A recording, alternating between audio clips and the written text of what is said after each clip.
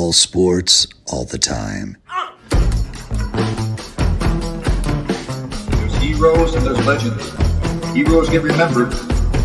Legends never die. This is the Spoken Podcast. Hold your ears, folks. It's showtime. I'm your host, Lance Twidwell. Man, that kid, he can ball, man. He can ball. Touchdown, Kansas City! Patrick freaking Mahomes, baby! Let's talk some sports, because that's what we're here to do. You are tuned in to The Spoken. This is the Spoken Podcast. I'm your host, Lance Twidwell, here inside the Spoken Studios with my guys, Trevor Twidwell. Was good. And Eddie Ortiz. Yo. Episode 180 of the Spoken Podcast is in full swing, full motion. We are so happy for you guys to be here with us and for us to be here with you as we do each and every week. We try to give you guys the most honest content available that we can give you guys. We're not here to compete with anybody else because that's not the way we look at it. We look at it like we have plenty of room out here for everybody to eat and everybody to enjoy, providing content, giving out opinions, because that's what we've been doing now for the last 3+ years on the podcast. But if you've been with us for any length of time, you know how we do things here at the Spoken and at the Spoken Podcast. Whether you're live streaming, whether you are podcasting, or you are YouTubing, thank you so much for being here with us, guys. We have the second week of preseason football pretty much wrapped up. I believe there are some games as we're going to be live streaming today that are going to be finishing up week 2 of preseason.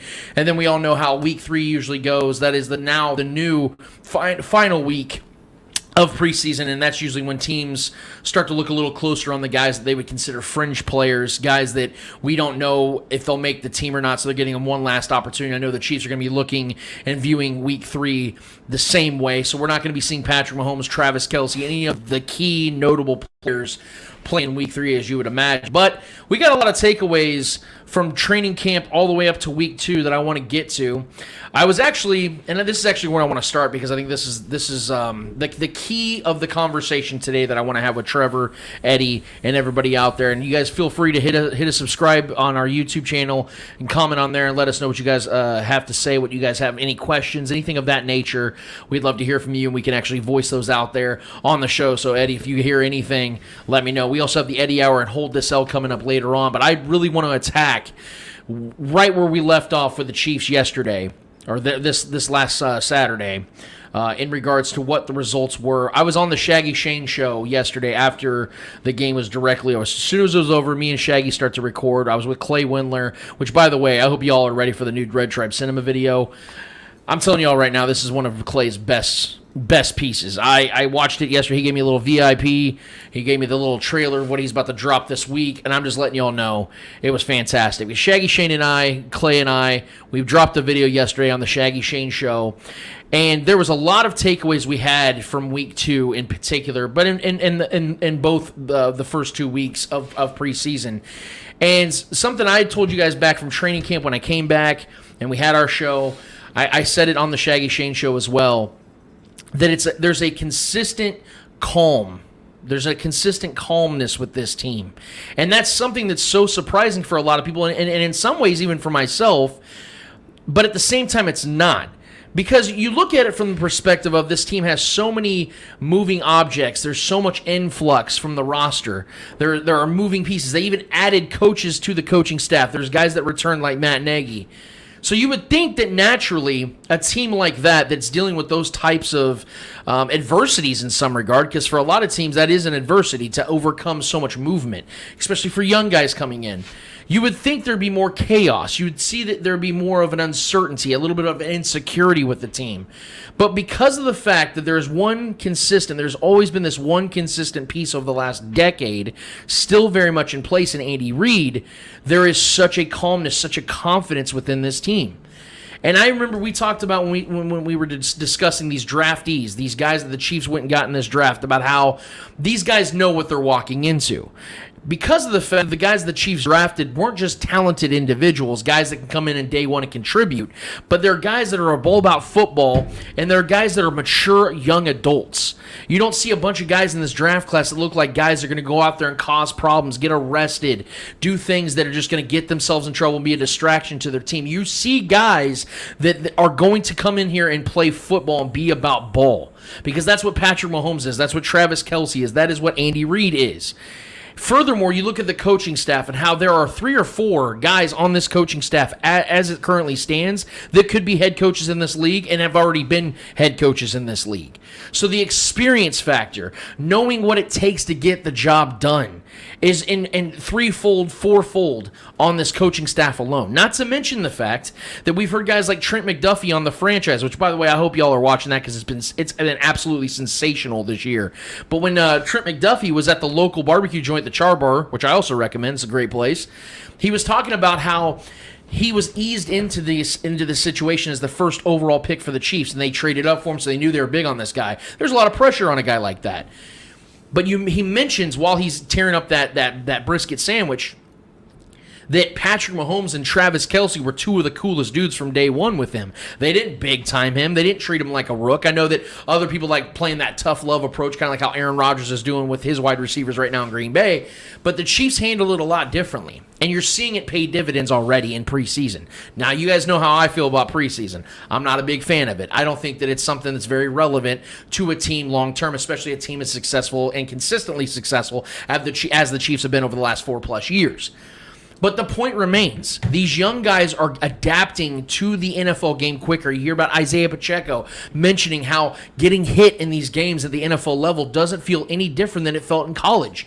I have to believe that if there was more pressure on him, if there was more chaos around him, that something like that would feel a little bit differently. Because of the fact that he knows his team has his back and that he's going to be able to ease himself into the situation so he doesn't have to overthink things. Being a 7th-round pick, yes, there's no pressure on you, but there also is a certain level of pressure to have to make the roster. And I think knowing that he has a position on this team now, getting first team reps, which we can discuss in a minute, I think that he is a symbol of what this team is as a whole. There's a lot of guys on this team that weren't expected to be great players.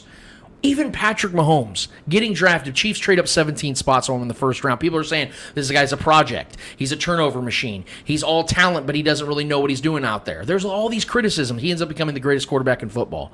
Then Travis Kelce, former quarterback with Cincinnati, becomes the best tight end in football. Andy Reid gets fired from Philadelphia. People think he can never win the big game. Goes out there and wins a Super Bowl. So there's so much. Steve Spagnuolo, failed head coach. Matt Nagy, failed head coach. Eric Bieniemy can't get a head coaching job for whatever reason. All these guys are working together now, and they're going to have success. And I look at Patrick Mahomes in preseason, and I'm telling you guys, this is what I've been saying the whole time. And I want to branch off on that and get Trevor and Eddie's thoughts on this. But Patrick Mahomes since 2018 averages over 4,600 yards, 40 total touchdowns, and only 9 interceptions in his career since 2018 when he took over. There are going to be a lot of people they're going to be backpedaling this season. There are going to be a lot of people that are making their own form of apologies to Patrick Mahomes during this season. Because all we've been hearing this offseason is the absence of Tyreek Hill paying significant dividends in the negative category for Patrick Mahomes in particular, but this Kansas City team as a whole.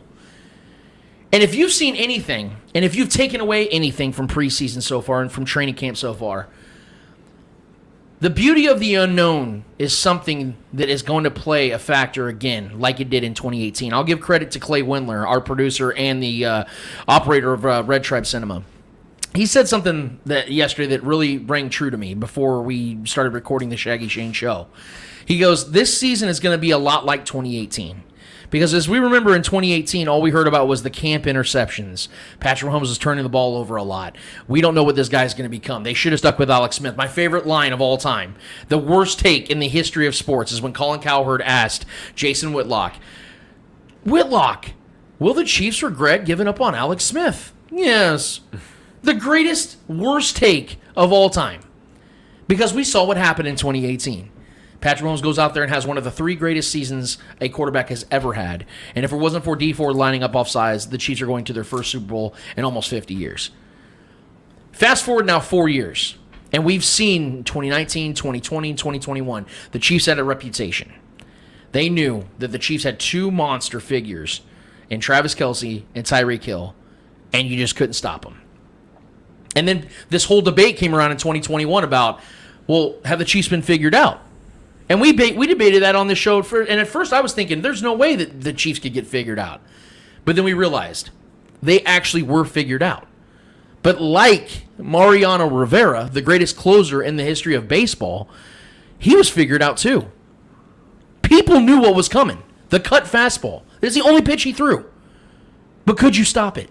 No. Could you get a couple hits on him here and there? Could he have a blown save here and there? Yep. Chiefs started out 3-4 last year. But what ended up happening? The Chiefs ended up with the highest scoring percentage in the NFL, with the 4th-ranked overall offense, with the most first downs, second most touchdowns.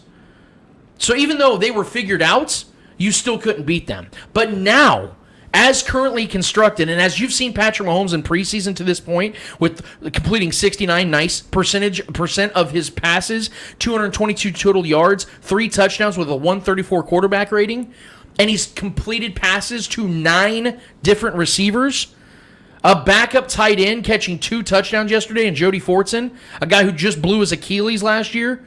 You're seeing the beauty of the unknown back on full display.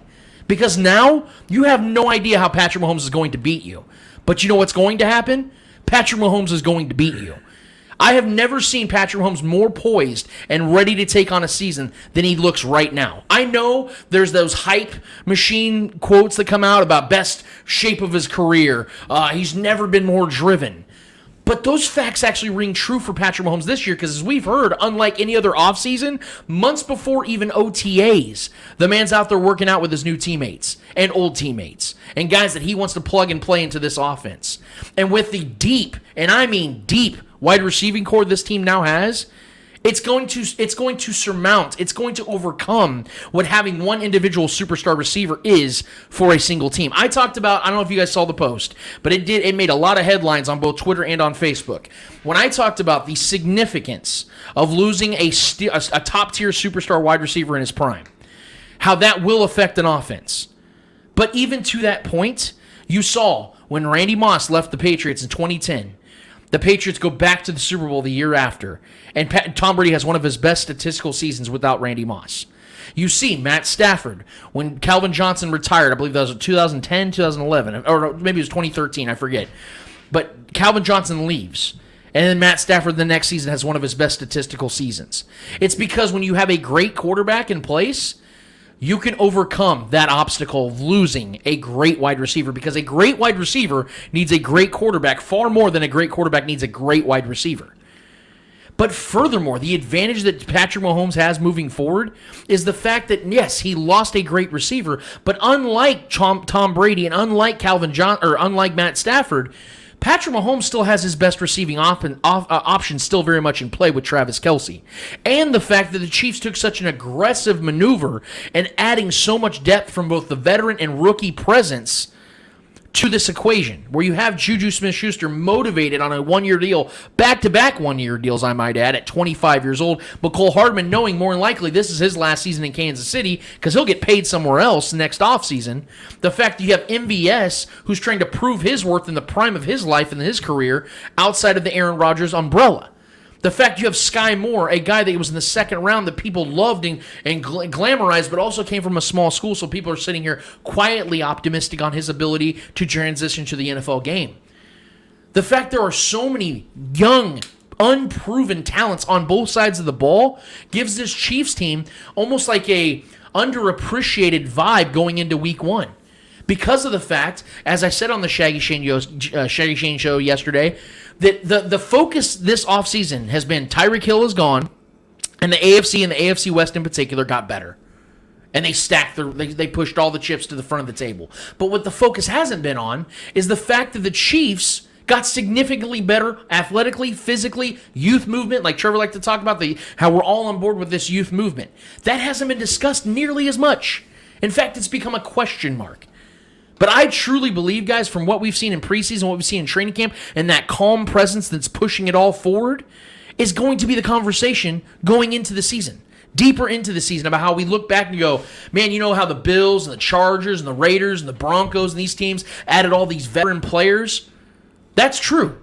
But the Chiefs added the next act of young players with the best coaching staff in the NFL, with the best quarterback and tight end to help lead the way. That's going to be the true conversation when we're in week 9, week 15, week 18. It ain't going to be about Khalil Mack going to the Chargers. It won't be about Russell Wilson going to the Broncos. It won't be about Chandler Jones going to the Raiders, Devontae Adams going to the Raiders. It won't be about Von Miller going to the Bills. It'll be about Patrick Mahomes leading another a new nucleus further than anyone expected. So bringing it all back down from what you guys saw yesterday and in this game against the Washington Commanders, which, by the way, being a Commanders fan has to be so rough because those jerseys were the Dan Snyder of jerseys that they were wearing yesterday. Pretty rough. And how annoying it must be to watch Patrick Mahomes dominate your team with a bunch of white wide receivers. That's just got to be so... Like, imagine being that guy, like the Patriots all those years, just dominating with Wes Welker and Danny Amendola, how disheartening that has to be. Now you've seen the Chiefs doing that with Justin Watson, Noah Gray, 83 shades of gray out here catching big bombs from Patrick Mahomes. You know, you're winning on the defensive side, and he's still completing passes downfield, throwing to the opposite end of his body. I mean, this game was so satisfying watching the first team do what they did. Karlaftis getting the sack against Carson Wentz. I mean, he dropped his body so hard I thought he was going to visit Vecna on the upside down, man, because he put him on the ground so damn hard. But this game, I enjoyed it very much. I think there's some takeaways. I think Patrick Mahomes could have obviously hit MVS on that deep route that MVS broke open. I mean, that's stuff you work through. I'm not worried about that whatsoever. But I thought MVS broke free, looked really good. Sky Moore looked really good. It was just great defense on the pass that was broken up in the end zone to him. Overall, though, this game to me was just a simple representation of what's to come for this Chiefs team this season and moving forward. They're ready, and they did not need the preseason to be ready. Yeah, I mean, we saw like I agree with you. What we saw from the ones, Patrick Mahomes looked confident and loose, even without his number one and number two target out there in the offense. I want to see more from the running backs. I want to see more from this run blocking. I wasn't very impressed by how he ran the ball at all. Even though I thought our run blocking last year was really good when we decided just to run, we did well. I haven't seen much from the O-line as far as run blocking and just our running backs getting good boost off the ball. I want to see more of that. Outside of, we all know Patrick Mahomes is. We know what he's going to do. Watson has been impressive. Definitely with Michelle and with Mahomes, he's looked good. He's just one of those guys that just goes to work and brings his lunch and just does his duty, and that's it. So I think he's a guy that's going to make this roster, and he's going to be a guy that's going to do his time on special teams as well. But I think he's going to have a place if someone does go down by injury or something like that takes place. I think Patrick Mahomes has already shown that he's pretty confident in what his abilities and what he can do and the connection they already have there. I did like what I saw from MVS. Granted, he did drop that one he probably should have caught. But yeah, I mean, this offense is gonna be different. The rhythm is probably be a little different. There's gonna be a lot of new faces, a lot of spreading the ball out. So that's gonna be a whole new thing for us. But I think we'll grow to like it. I actually prefer that. I do like Pacheco was getting a lot of work, obviously in the special teams. He got a few more carries this time around. I still haven't seen much from Clyde. I don't know if they're kind of reserving him. I just haven't seen a good boost from him at all. They weren't really getting him the ball in the passing game. McKinnon had that good catch and little scamper down the field, which was pretty nice. Could have broke that one for a little bit more, but he stepped out of bounds. I liked what I saw from Noah Gray. That was a great little breakdown play. He knew how to get to the soft spot, but then there was nobody behind him, so he identified that and broke free downfield, and Patrick found him when the play broke down. I loved that play.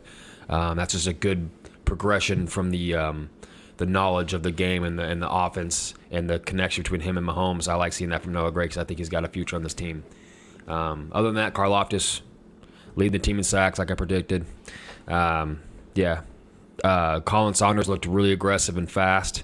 I like that. So those are pretty much my takeaways from the ones for the most part. Yeah, I mean, the way Patrick Mahomes was out there just distributing the ball, I love how he's starting to distribute the ball more and more and more. We're starting to see that involvement from Patrick Mahomes as a quarterback, as a slowly becoming that veteran presence, being that leader in the offensive side. Obviously, he's been the leader, but now we're starting to see that mature side of Patrick Mahomes, more calm in the pocket. He hasn't forced any. I mean, it's preseason. We've only seen about 3 drives of Patrick Mahomes, but I love how he's not forcing the ball where it doesn't have to. That throw he overthrew MVS in that game yesterday. Mm-hmm. it was a little chemistry issue there because I feel like MVS stuck to the route instead of like breaking away from the route, just keep on. And I think Patrick Mahomes, like the connection he had with Tyreek Hill, he knew Tyreek Hill was going to break that route. So it's just little things here and there. I'm sure if Juju was in there, maybe Juju being probably a better receiver would have broken the route and just went for the ball. That's just reps. Yeah, that's just reps. I'm not concerned about that. I think the connection they both already have, MVS and Patrick Mahomes, is great. Yeah. I do think MVS could have caught that ball, but I'm not sweating it. I'm not sweating it. He's doing his thing, the way he's distributing the ball. I'm also concerned in the running game. I don't know if it's the run blocking or it's our running backs not finding the gap.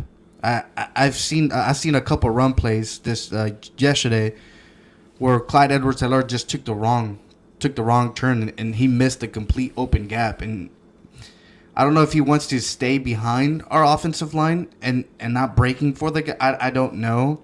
I would love to see Clyde. That's always been his downside in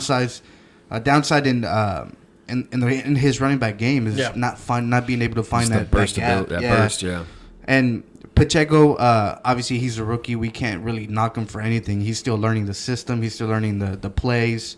But he was also struggling a little bit with finding the open gap. Not too concerned there. It's preseason. Our offensive line's going to get going. It's going to start clicking. And I think our run game's going to be good. I wouldn't say great, but it's going to be good enough maybe week 5, week 6 and on. So it's going to take a little bit to get that rhythm going. The thing that does concern me is our run defense. That's one thing that really, really concerns me. Yeah, it's preseason, but that's where we were starting to see the other running back, the opposing running backs just break through the defensive line. I don't know if it's because Chris Jones wasn't there, but it's our passing defense. That I'm not concerned about that, but it's just the run blocking. We're starting to go back to what we were struggling with last year. It's just stopping the run. We weren't able to do that as good as we had been the season prior to that, where we won the Super Bowl. So it's a little concerning, but I think it's going to get worked on. I think not having Chris Jones there obviously affected the run defense, but hopefully the Chiefs saw what we saw yesterday and they actually work on that, because that can be really bad if you go into the season lacking that run stopping defense. So hopefully they work on that. But other than that, it was a great game overall. I like the points that you both made. I want to react to them in regards to what you said about the run defense. I agree. I think that is something that is going to be focused on going into the season, especially the first 5 weeks, because they're facing offenses that can run the ball effectively, or at least anticipated that they will run the ball effectively.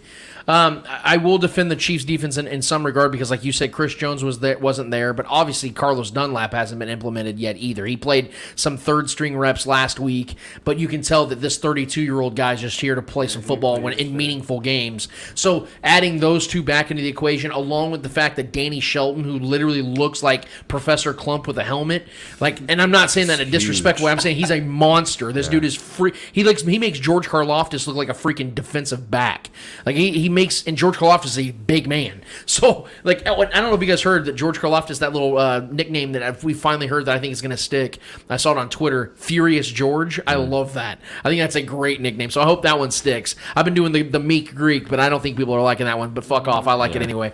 But no, I think that once you implement some of those veteran players into the equation, I'm not saying this is going to be some elite run-stopping defense. I don't think they will be. But I could see very realistically them being a 15 to 22 type of rush defense, because that's where they need to be in order to make their passing defense that much more effective. Because as we've talked about, if guys like George Karlaftis is out there getting double-digit sacks, dudes like McDuffie are going to have a much easier season on them because they're not going to be out there trying to scramble for these broken plays every 2 downs. So I think that's a large reason why that is the case. I think there's just some pieces that are getting acclimated still, and dudes that just aren't simply there. They're going to be their best run-stopping defenders. A couple of names I want to bring out, and the reason I'm going back to Trevor on his points is about Colin Saunders, because he's a fringe player. And that's the crazy thing to say, because I think a lot of people, the Chiefs included, have been anticipating him to take that next step.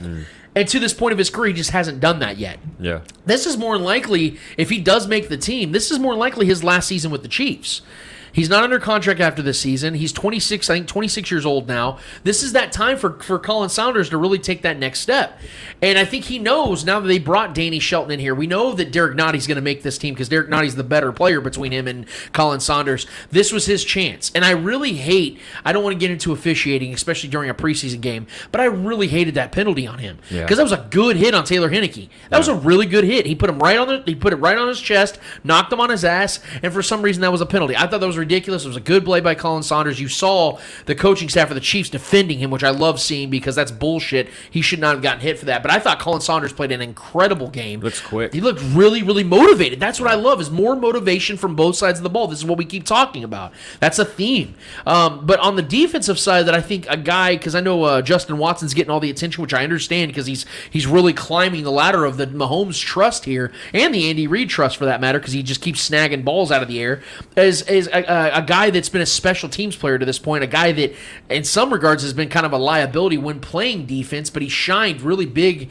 in this game, and I want to give him some credit. It's Chris Lamons. He led the team in tackles yesterday. He had 2 passes defended and a pick, almost pick 6. Yeah. Got to about the 4 yard line. He was all over the place. Yeah, and again, like, winning in the preseason doesn't really matter. Like, we're not sitting here like worried about that. You still want to see playmakers make plays. He made an impact play, a humongous play. Now, and it was a terrible throw, but he capitalized. And again, he led the team in tackles yesterday, multiple passes defended, and made that play. I want to give a lot of credit to Chris Lamont because he's going to make this team. And with Rashad Fenton being possibly down for who knows, I mean, he has I think a lingering groin issue. The good issue, Lamont could definitely step into. Yeah, and the good thing for Fenton is he did walk off on his own power and walk to the locker room. Usually, if you have a significant groin injury, you're getting carted off. You're getting walked off. You know, something's happening. So I think Rashad's going to be fine. I do believe he'll play week 1. But to your point, Chris Lamons, guys like that, 24, 25-year-old dudes finally getting a chance to shine, did it yesterday, and I got to give him credit for that. And I think that was a very good positive sign for the Chiefs. Brian Cook, Nick freaking Bolton. Yep. It seemed like every play with the first-team defense, he either made the tackle or was within feet of making the play. Like, he was surrounding. He's making plays in coverage. Yes, and so like when we talk about these young dudes, we have to remember that Nick Bolton is only 23 years old. This guy is still a puppy. His second year. Yes, and so we're talking about like all these young dudes that can be like these day one contributors like Brian Cook and Trent McDuffie, potentially Leo Chenal down the road. We can talk about these guys. He looked good as well yesterday. But he's a dude that can go from being one of those guys that's like, he led rookies in tackles to being, dude, he's up there with all the greats and he's leading a Pro tackle. Bowler. Him and Bobby Wagner are going at it right now for leading tackles. Like I think that's the kind of thing that we can be seeing from Nick Bolton going into the season, especially now that the Anthony Hitchens thing's kind of off the schneid now. Is he on the team yet? I don't think he is. I don't believe. I'll look. Go ahead, please do. But like Elijah Lee, I don't think so. Elijah Lee coming here from in Kansas City this year, I think he can be an unsung hero and take some of that veteran presence pressure off of Nick Bolton, where he can just play his game. Willie Gay Jr. looking phenomenal this preseason in the OTAs and mini camps and training camp. He looks like he's about to be breakout. So I think the linebacking core for this team, for the first time since Derrick Johnson's heyday, is going to be a very good linebacking core, because we know it's been terrible here. The middle of the field's been wide open. Missed tackles, missed opportunities. The safety core is going to be nuts. Justin Reed and Brian Cook have looked phenomenal. The fact that the Chiefs went and got Lonnie Johnson and essentially sacrificed a 7th-round pick, which in totality isn't major, but the fact that the Chiefs are willing to let go of that 7th-round pick essentially for getting Lonnie Johnson tells you just how deep they are at that position. And Rashad Fenton being there, hopefully healthy by season's beginning, will help them big time. Was it a hamstring? Groin. He had a groin. But he walked off. He did walk off on his own, so that's a great sign. But on the offensive side of things, the fact that we see such a fluidity without not only just new pieces across the board, but the fact that Juju hasn't gotten a single target, the fact that Sky Moore he didn't get a single target yesterday. I think maybe he got one, but it was later in the game. McColl hasn't been. McColl's got one target, and they're still out there, and Patrick looks this fluid. And to your point, Eddie, about MVS not getting that chemistry down, of like Travis Kelce talks all the time about, I know that defender's there, and I know that's the play is for me to go there, but I'm going to break off because Patrick knows I'm going to do it. I mean, MVS needs to get that down. We didn't even talk about the most important guy yesterday. Mr. Jody Fortson coming in. I mentioned it earlier in my opening dialogue, but yes, we can expand on that gladly. I'm saying as far as like the back and forth here with the offense. I mean, Jody Fortson. I mean, that was the guy I was super excited about last year. Then he looked great when in the first few games, and then went down. So now, I mean, if him and Travis Kelce can both stay healthy together this season, then you got Blake Bell and Noah Gray. I mean, this tight end room, skill-wise, is going to be insane. Yeah, you might run 4 deep at tight end. You could. I wanted to bring this up, though, because I talked to Trevor about this last night. We were having a discussion while we were watching that insane UFC card that hopefully we get to in a little bit. But I think there's an interesting dynamic at play for the Chiefs offense moving into these roster cuts. I know we've not seen Ronald Jones yet, but I think there's a chance he's making this team. And I'm going to hear me out. And the reason why is there's an opportunity here. So we know that the Chiefs last year came into the season with 4 tight ends because they had 4 guys that can play effective key roles for this team. Travis Kelce obviously being the producer, Noah Gray being that up-and-coming guy that can block really well, Blake Bell being an elite blocking tight end, and Jody Fortson just being this absolute specimen that can go up there and grab a ball from 15 feet in the air. So we knew the relevance was there. Well, now that Blake Bell is injured and is 1 year older, will more than likely end up on the PUP list to start the season, there's an opportunity for a roster spot to come available. And here's why I think there's a chance that we could see 4 running backs on this roster this season. For one, as big as I am on Clyde Edwards-Helaire, we all understand full and well this man has missed multiple games in his career and has been unreliable in some regard. So there's a worry there. Isaiah Pacheco, as big of a hype train as this guy has right now going for him, he's unproven. He's a rookie. He's 7th-round rookie. So there's some concern there for us to just, all right, let's just throw him out there. He'll be Kareem Hunt. You can't guarantee that. And then Jerick McKinnon, as much of a baller as he was in the playoffs last year for the Chiefs, there's a concern that maybe he can't replicate that. He's in his 30s. He's an undersized running back, and he's injury-prone, which leaves who? Ronald Jones, a 25-year-old running back who is a big physical back that is multiversed. He can catch the ball out of the backfield and run between the B and C gaps and things of that nature. He, right now, as it currently stands, is the most proven running back on this team. Think about that. He right now would, if I had to put my trust in one particular back, I'm not saying he's the best running back, but if I had to put my trust in what I know is going to come from him this season, it's going to be him. And so I know, as crazy as it sounds, because of the fact the Chiefs haven't played him essentially at all in preseason. Yeah, got any work. Essentially, he's done nothing. I almost think that's them doing this on purpose, because of the fact that if you look at it, if you were trying to trade Ronald Jones, you'd have him out there playing a ton, Put him on so you could say, hey, you guys give us a 5th-round pick, a 4th-round pick, we'll give you him. Look, he's gotten 13 rushes, he's averaging 4.5 yards per carry, he's 25, come get him, right? They're not doing that. If they were going to cut him with the respect of who he is as a good player, a proven player, they would have cut him earlier to give him an opportunity to go get on a better team. Right. So what other option is there left? I know it sounds nuts because they're not playing him, but what other reason? He's not hurt, he's not injured, and he's a good player. So what other reason would there be for them not to do this? So I think, as it currently stands, and this could change, I think there's a good chance, because of these factors, the Chiefs hold on to 4 running backs going into week 1. Yeah, and it makes sense for the simple fact that Derek Gore towards second half is usually getting the most snaps. Therefore, I guess it proves your point that they're showcasing him for another team if another team wants him as a backup running back or whatever they want to do with. So what you just sold me, I'll buy it. Yeah. It makes total sense, but I just haven't, like, for me, I just haven't seen enough from Rojo to say, he deserves to stay. We need to. I just haven't seen much. I haven't seen really nothing from him. I don't know if it's intentional that they're doing that. I don't know, but whatever you sold me, I bought it. Yeah, I mean, there's a lot of bodies in this room. I think Rojo's proven it, not necessarily with the Chiefs yet, but you can go watch his tape, in his career so far. I mean, the guy's got the ability to be a starting running back in this league. So I 100%, I'm right out there on par with you.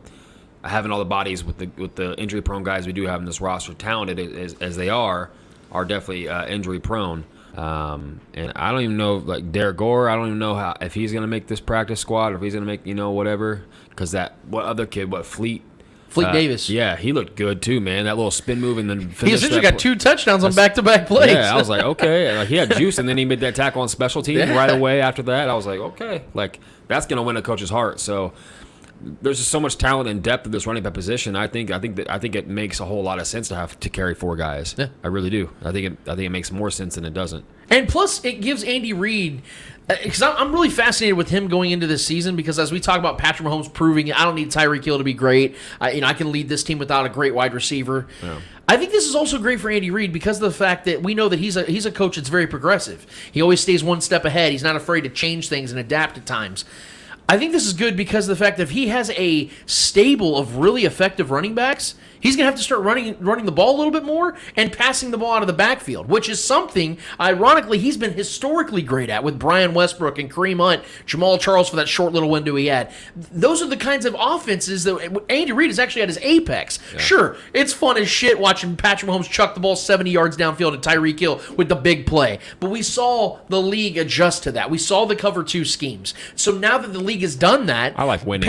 Why doesn't Andy Reid go? I don't care. Why doesn't Andy Reid go back to that 2004 offense? That although he had Terrell Owens, Brian Westbrook was still getting 80 catches out of the backfield. Yeah. Like, I like the idea of having a little bit of a running back by committee where Isaiah Pacheco's going out there running routes, Clyde's getting the ball. We've done it before. Exactly. We just did it with Damian Williams and when we had both Williams, Darrell Williams, Damian Williams, and Clyde Edwards-Helaire. Exactly. So why can't we go back to that? And especially this season where you're going to need more of that, because obviously it's a whole different ball game for the Chiefs. It's adjusting to not having Tyreek Hill, having that special weapon. So it's adjusting to that. So that would only make sense. It would broaden the playbook. It will make the playbook a lot bigger. Andy Reid can be more creative. He won't be focused on forcing the ball to just one player and focusing on one player. Patrick Mahomes will be focusing on giving the ball to Tyreek Hill all time. So this is bringing another level to the Chiefs that we have not seen before, and I think this is going to be a great season for this offensive team. And think about this real quick. I want to throw this out there to piggyback off that take, is the fact that we all know the ultimate goal here for the offense to stay as effective as it has been over the last 4 years is to bring the defense up and force them to have to try to collide with that great offensive line. And then what's that do? That opens up everything downfield, because if we all know Patrick likes to unleash that ball. He'll throw it deep, son. We know that's the thing, right?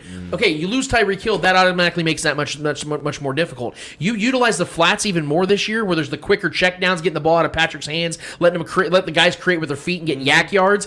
When the defenses have to start respecting that by week 4, week 5, week 6, all of the sudden, guys like MVS and Mecole Hardman become that much more imperative to this offense, because their breakaway speed ability, you start getting that on film where, hey, bro, you got to get that upward pressure. You got to have press man. You got to have press man against Sky Moore and against these other receivers.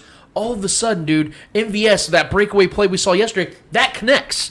Then all of a sudden, he sees that film, and he goes, all right, we'll work on that. By week 6, I'm going to have a 55-yard touchdown off that same exact play. Mecole Hardman, on a big fucking out route, little fade route, all of a sudden, Patrick Mahomes hitting him for a 48-yard touchdown. Those plays start to happen. So then defenses have to start guessing of what the next fastball. Yeah. Are you throwing the 2-seam? Are you throwing the changeup? Are you throwing the curveball? You have no idea exactly. Dude. And then the RPOs start to open things up. So what I'm saying is, what I want Andy Reid, he knows this game far more than I'll ever know. He'll forget more football than I'll ever know.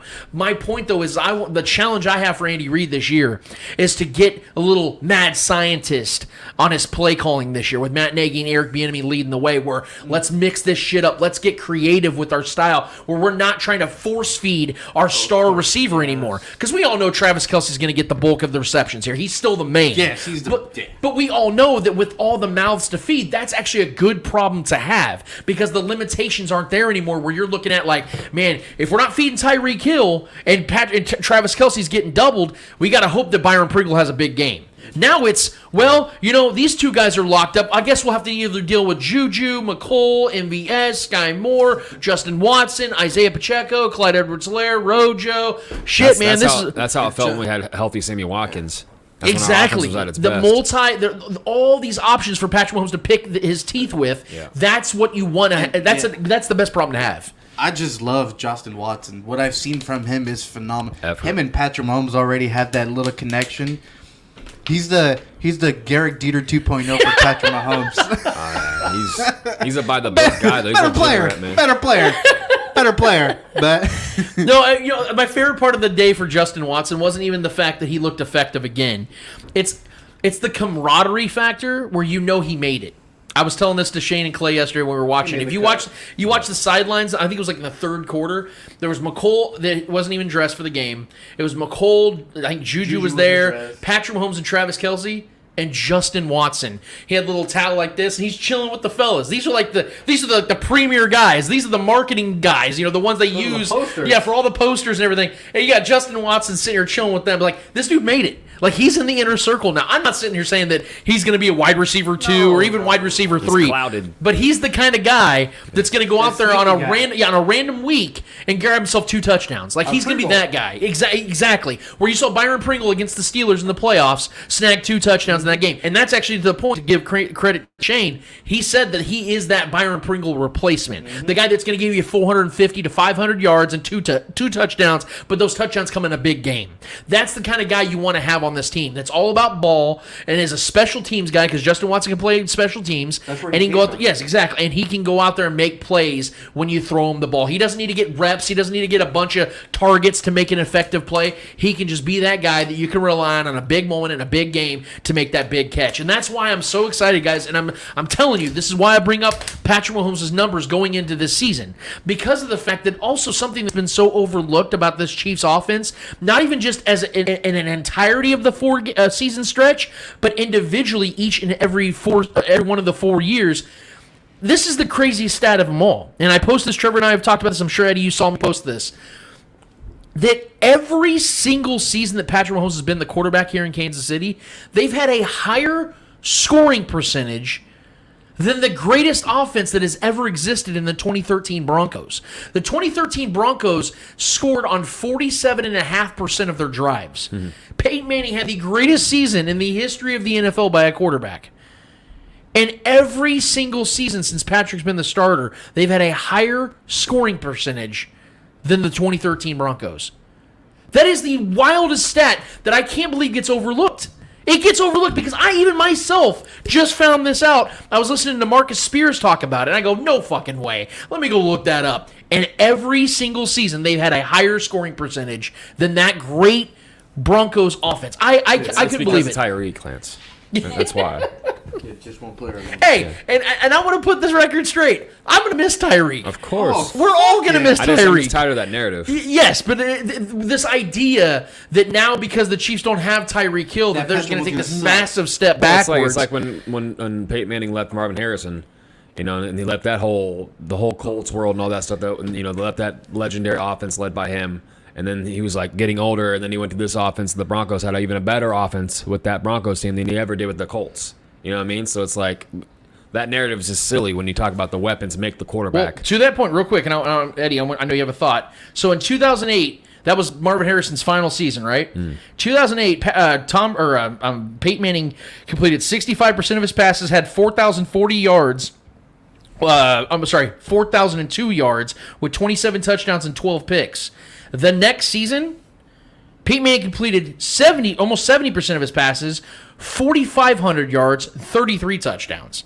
So his numbers actually went up without Marvin Harrison. And again, Marvin Harrison was at the end of his career and things of that nature. But the point is, like you said, like one of the best ever. And I brought up Tom Brady losing Randy Moss, and the next season has one of his best statistical seasons. Matt Stafford losing Calvin Johnson. I think a lot of people just forget about like personal inspiration for great players.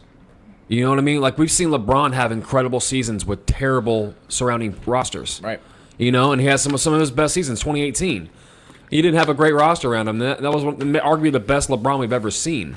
I think we really, really underrate the inspiration, the personal inspiration, bulletin material stuff that and the chip on the shoulder of these greats and what they're capable of when their back is against the wall and then when the narrative is against them. And I think that's Mahomes is constantly eats narratives alive, and I'm so excited to see what he does with this one, man. Well, because it eats up Patrick to know that in some regards, things that he couldn't control that were outside of the realm of his control have kept him from winning more Super Bowls. Yeah. But there's also factors that he brought on himself that kept him from winning another Super Bowl. You know that's got to eat him up because, as we all know, there are factors in our lives of people around us that we can't control that do affect us, and that pisses us off because we're like, I had this opportunity, but my cousin did this, or my nephew did that, or even like best friends, they fucked you over, and you're like, damn, I missed out on an opportunity. But nothing's worse than when you know it's on you. When you know that you did something wrong and you fucked up. We all know Patrick Mahomes absolutely choked in that AFC Championship against the Bengals. The greats prefer that, though. They want to know that they lost and won. They won or lost because of them. We all know that if Chris Jones gets a single sack in that game, the Chiefs are in the Super Bowl that year. But also, if Patrick Mahomes doesn't go nuclear on the opposite end, because that first half he couldn't have played better football. Yeah, if he doesn't go on the opposite end of that, the Chiefs win by 2 or 3 touchdowns. Smoking them. So that's the point, is that Patrick Mahomes has had to sit here for 7 months and think about that, knowing good and well that he should have played in 3 consecutive Super Bowls. He's going to do everything in his power, now especially losing his best receiver, to prove his point, not even just statistically, because the NFL 100's coming out. We all know that he's going to drop on that list. It's going to be Aaron Donald number 1. It's going to be Aaron Rodgers number 2, and then Patrick's going to probably fall like number 5. You know what I'm and thinking? it's going to piss him off again. I know you say Aaron Donald number 1, but I think they're going to put Joe Burrow number 1. I swear to God, I think they're going to put Joe Burrow, no Aaron way. Donald, and then I Patrick swear Mahomes. to God, if they put Joe Burrow at the top of this they're not list, that dumb. I'm convinced. I mean, I just Joe think Burrow that will not be ahead of Mahomes on that list. I will, yeah. That will just make that there's list no just way. insufferably uncredible. You couldn't. He hasn't won couldn't. shit in this league yet. Mahomes is an MVP and a Super Bowl champion. And Joe Burrow, it took Joe Burrow 4 playoff games last year to have as many touchdowns as Patrick Mahomes had in the first half against the Steelers. Right. So I don't want to hear that. I really don't want to hear that. That ain't gonna happen. Narrative. I don't want to. But I not do, that I even care about these lists. No. I think that is something Patrick cares about. Patrick does, because you saw him against the Bears in 2019 when they had him at ranked number 4 going into that year. He counted off and he goes, "Oh shit! I guess you guys have me at 4. I just beat this. I beat the Christ out of this team by 20 on Sunday Night Football." When he did the 10 fingers. Oh yeah, number 10. You got selected number 10 in the draft. Exactly. He pays attention. Patrick Mahomes feeds off of that negative media, off of that petty. Off of that negative narrative. I think that feeds Patrick Mahomes, and I love Patrick Mahomes because that fires him up, and he wants to prove them wrong. Sometimes the greats prefer being doubted than they do being doted. Praised. Doted. Yeah. Like honestly, they prefer being doubted over doted a lot of times, because once you get all that praise all the time, it becomes like accustomed to it, and you don't get inspiration from being great already. You get a little soft in the you belly. Need someone to doubt your greatness. Well, I admit it. Yeah, because there's nothing more refreshing as a great athlete than reminding someone who you are. Why do you think Michael Jordan Yeah. literally made up shit? Of course. He talked about how George Karl disrespected him on the court. Like, that never happened. Or the one backup dude for the Washington Bullets. I don't even remember the dude's name. He said this guy was like talking shit. Guy's like, I never talked anything to him. What are you talking about? Manti Te'o creating girlfriends, you know what I mean? Manti Te'o creating girlfriends for inspiration. There are things that these great, like Tom Brady. I saw the video of Mark Wahlberg calling him the GOAT after he won the Super Bowl, and it was at 2018. And you could tell Tom just did not enjoy that moment. Yeah, like he loves Mark, they're friends and everything, but he's just like, stop. Even, like, even when the Patriots that. were making another run of the Super Bowl, we're still here, bruh. Yeah. No, the whole campaign was we're still here. Do you think the people forgot about the Patriots and Tom Brady? What the fuck? And I love Tom Brady because his attitude is like they ask him. They always ask us like, "What's your favorite Super Bowl out of all 7?" He was like, "The next one." Yep. Yeah, that's a great thing to say. I hate doing that. And here's the thing, bro, is that people, there's this weird situation that's going on with Tom Brady and the Bucs, and I don't want to delve too far off on it. Yeah. But I think that it's all coming full circle on Tom Brady, not in a negative sense, but I think just a reality sense, because you see the retirement, and then 40 days later he comes back, and then we hear the tampering, and then we see that he's missing camp, and then we're hearing all the injuries for the Bucs, and they got a new coach, and there's so much influx for Tom Brady right now, guys. I posted this on the poll. I'm wondering if this is something to read into or not. I really wonder if this is something to read into or not, because the Bucs team, everyone talks about how they're a Super Bowl contender and they got all this stuff going on for them, and Tom Brady's there, so they're going to contend for Super Bowls. Jones. I'm wondering, man, like what's happening with this team, because Tom Brady didn't want to be there. Yeah. Chris Godwin's still not back. Mike Evans is hurt. Russell Gage is hurt. Tristan Wirfs is hurt. Ryan Jensen's out for the year. Leonard Fournette was fat coming into camp. I lost that player yesterday. Was it yesterday? And Ndamukong Suh and JPP won't be back. Like, there's a... I don't know, man. Like, I'm worried about that team. Our prediction show's in 2 weeks' time. In 2 weeks from now, we'll be doing our prediction show.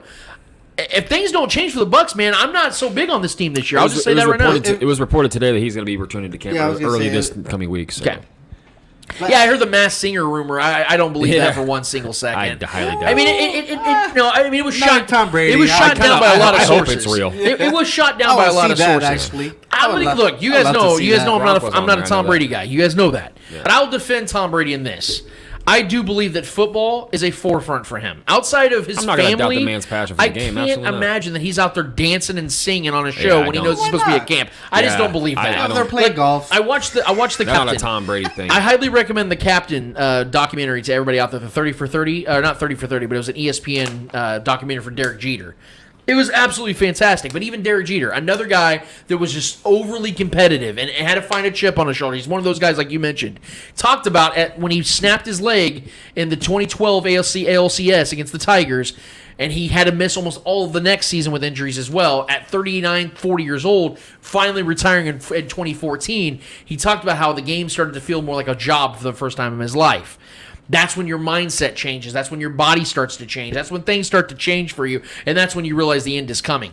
I do believe there's a little bit of that for Tom Brady right now because, again, he did retire. He did tamper with the Dolphins. He was trying to become a player owner. So he didn't want to be with the Bucs. That's why he got Bruce Arians fired. That's why all these movements have been changing. Well, apparently he was going to go to the Raiders. I didn't hear that. I know you guys heard that during the UFC. I didn't hear that. No, I even watched the post-fight conference. Dana White got asked about it. He doubled down on it. Yeah. And if you think about it, what was that? I didn't want to say it, but... What was that interview where Tom Brady said there was one team that I was already like... And he was like, they're going to... He was talking about Derek Carr. I think it actually lines up to what Dana White and Gronkowski both. Oh, Dana White is not a dude that bullshits. Dana White's a straight shooter, bro. He would not make that shit up on live TV. Gronkowski pretty much agreed to it. Well, Gronk pressed him on it, and he's like, "Oh, I guess I'm going to talk about this on live TV." He didn't want to, but Gronk's the one that brought it up and brought him to. Yeah, dude. So now it makes sense that Tom Brady was talking about Derek Carr and the. I think the stories match up. I think the stories add up and. That would have been. He would never won another Super Bowl though. Because going to the AFC West, that'd have been a mistake, bro. But did someone say steak? So I mean, that story is crazy. I did not even supposedly Gruden nixed the whole thing. We are literally 2 weeks away, guys. I can't wait for the show. We're gonna have a lot to talk about. I'm sure we're gonna have some takes. I'm sure we got some hot takes. Can't wait to be so fucking wrong. Dude, Billy Hodge is gonna be paying close attention to your stuff, Eddie. Just be ready. Just be ready. Before we get to the Eddie Hour, though, we got ourselves a nice little voice message from our guy Stanley Simmons out in Fresno, Cali. We love our guy Stan. He did post a message on our Anchor app, so if you guys go to Anchor, hit up the Spoken, you can actually leave us voice messages. Let us know what you guys are thinking about in the world of sports. Nevertheless, no further. We need to go. This is our guy Stan Simmons. Let's hear what he has to say for us today. Hey, guys, what's up? What's up? It's been a minute since I dropped a message, but I want to drop one today. I know it was a preseason game, but hey, feel good. The Chiefs looked good yesterday, and they actually was able to hold off the backups to the backup Washington football team. So hey, a win's a win, even if it is preseason. But the starters did look good yesterday, so I will give them that. But anyway, what I really want to talk about was Skip Bayless and Bronny James. I know that's a big pivot, but I just want to get your take on the whole Skip Bayless and Bronny James thing. Marcellus Wiley is no longer on first Speak For Yourself, so maybe Skip Bayless will be leaving pretty soon, hopefully. It's about time. What are your thoughts on the whole Bayless-Bronny James fiasco? Talk to you guys later. Have a good day. You have a good day, Stan. We always appreciate you dropping messages, man. Love you to death out there, bro. We appreciate all the support. I will be completely honest with Stan on this one. I try to avoid at all costs as much as humanly possible to stay away from anything Skip Bayless has to say or not take it as seriously, just because I know that the man is just an attention seeker. I do know that there was talks about him trying to show up to one of Bronny's games, if I'm not mistaken. Bro, I have no idea. I seen headlines. I didn't even read. I didn't even The point is that I think if I can guess here correctly, I think that Skip Bayless is seeing the writing on the wall. He's 70 now.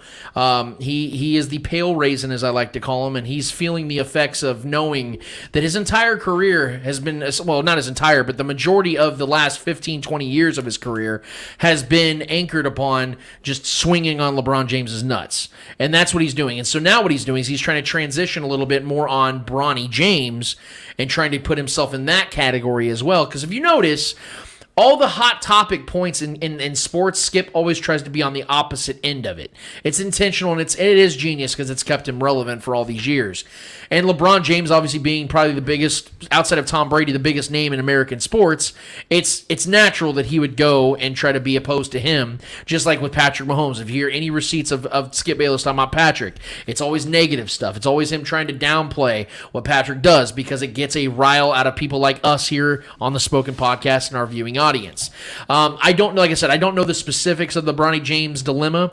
All I do know is it does not shock me one bit that Skip Bayless would be on the opposite end of Bronny being successful, or anything that has to do with LeBron James and his son playing together. Any negatives? I don't know, Eddie, if you found anything or not. I didn't find much. I have the actual tweet that was the controversial tweet, which for Skip Bayless's sake, this is not a very controversial take. I mean, I don't know. So the tweet was when Bronny had that breakaway dunk, he put that dude on a poster, which was very impressive. I mean, you got to remember how old this kid is. He said, "Hey, Bronny, ... impressive, but your dad would have dunked it left-handed. You sure got away with it, though." Trying to discredit the incredible play by this young kid. I mean, the kid's in high school, guys. We forget, like, we're not. So, and he went on. I guess there was he made a video on his Skip Bayless show that he does, his own little podcast show that he does.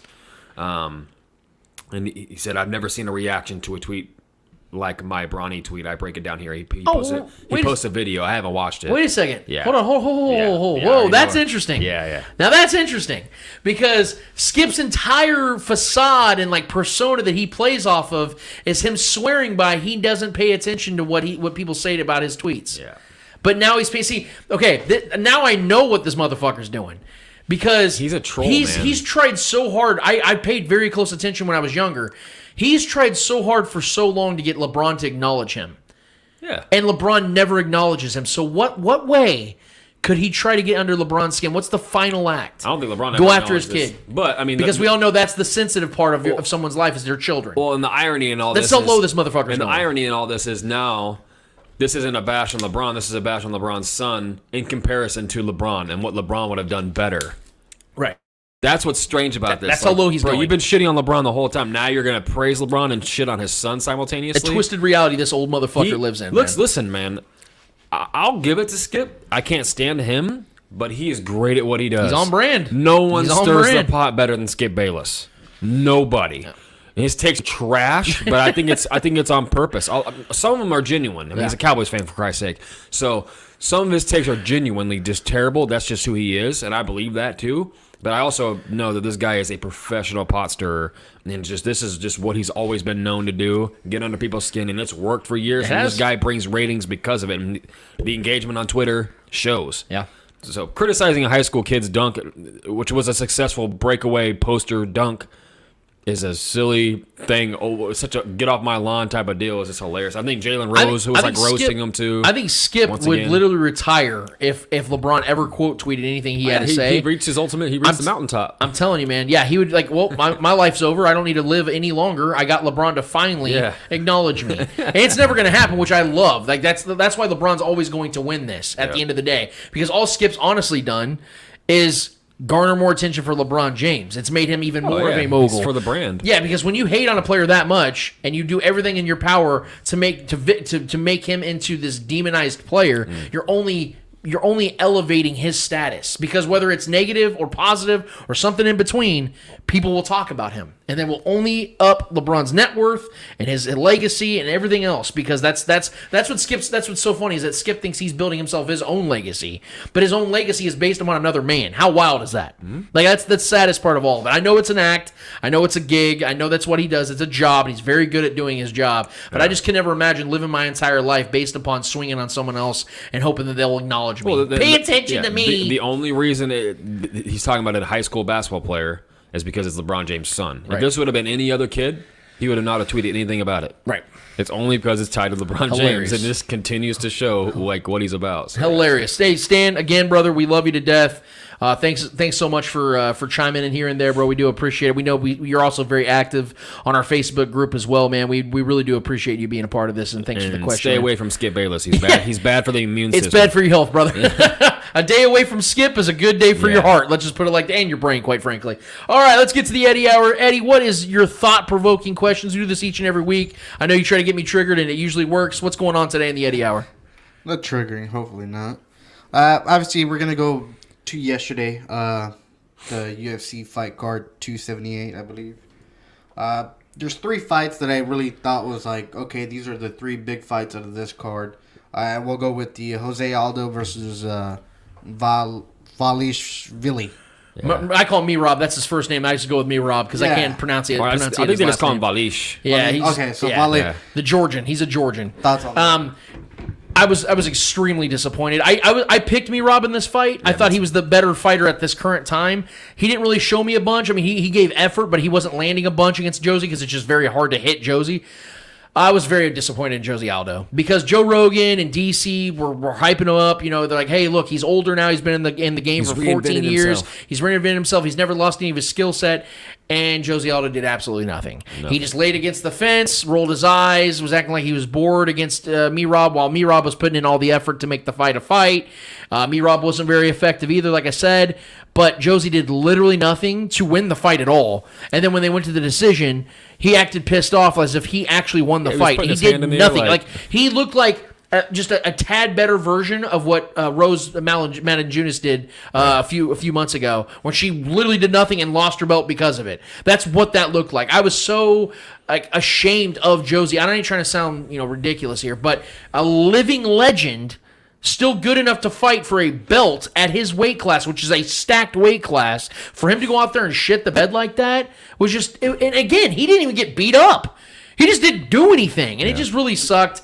It was a flatliner because that looked like that had the potential of being the best fight of the night, and ended up being the worst. So it just really sucks that's how it went. Yeah, Jose almost always is one of the best fights of the night. I mean, this was the worst fight of his career. Yeah, that looked like a main event fight. That looked like a main event fight. It would have been better for him to get knocked out and just lose that way. Yeah. Because the way he lost was like he was like, I don't know, like it wasn't like an honorable falling on the sword type of loss. It was like he just went out there and let the dude own him and get all the the time and possession of him, pinning him against the cage, and then rolling your eyes. Bro, it's your job to get him off of you. Yeah.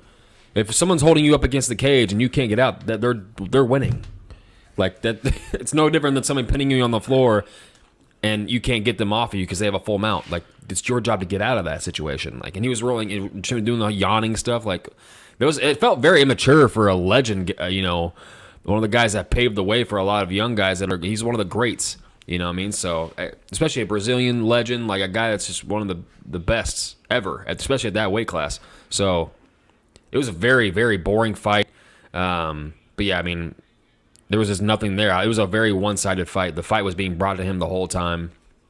He did nothing. I only saw him throw. I think he only landed like maybe 20 total strikes. Yeah, if that. I mean, shit. So none of them were significant. He didn't touch Merab in any way that like rocked him or anything. It was easily the worst fight of the night, including the prelims, for sure. Yeah. All right. Now we're going to the co-main event, the Love Fest. Paulo Costa versus Luke Rockhold. Mm-hmm. Thought. This fight was a good fight. It ended up feeling like a bar fight.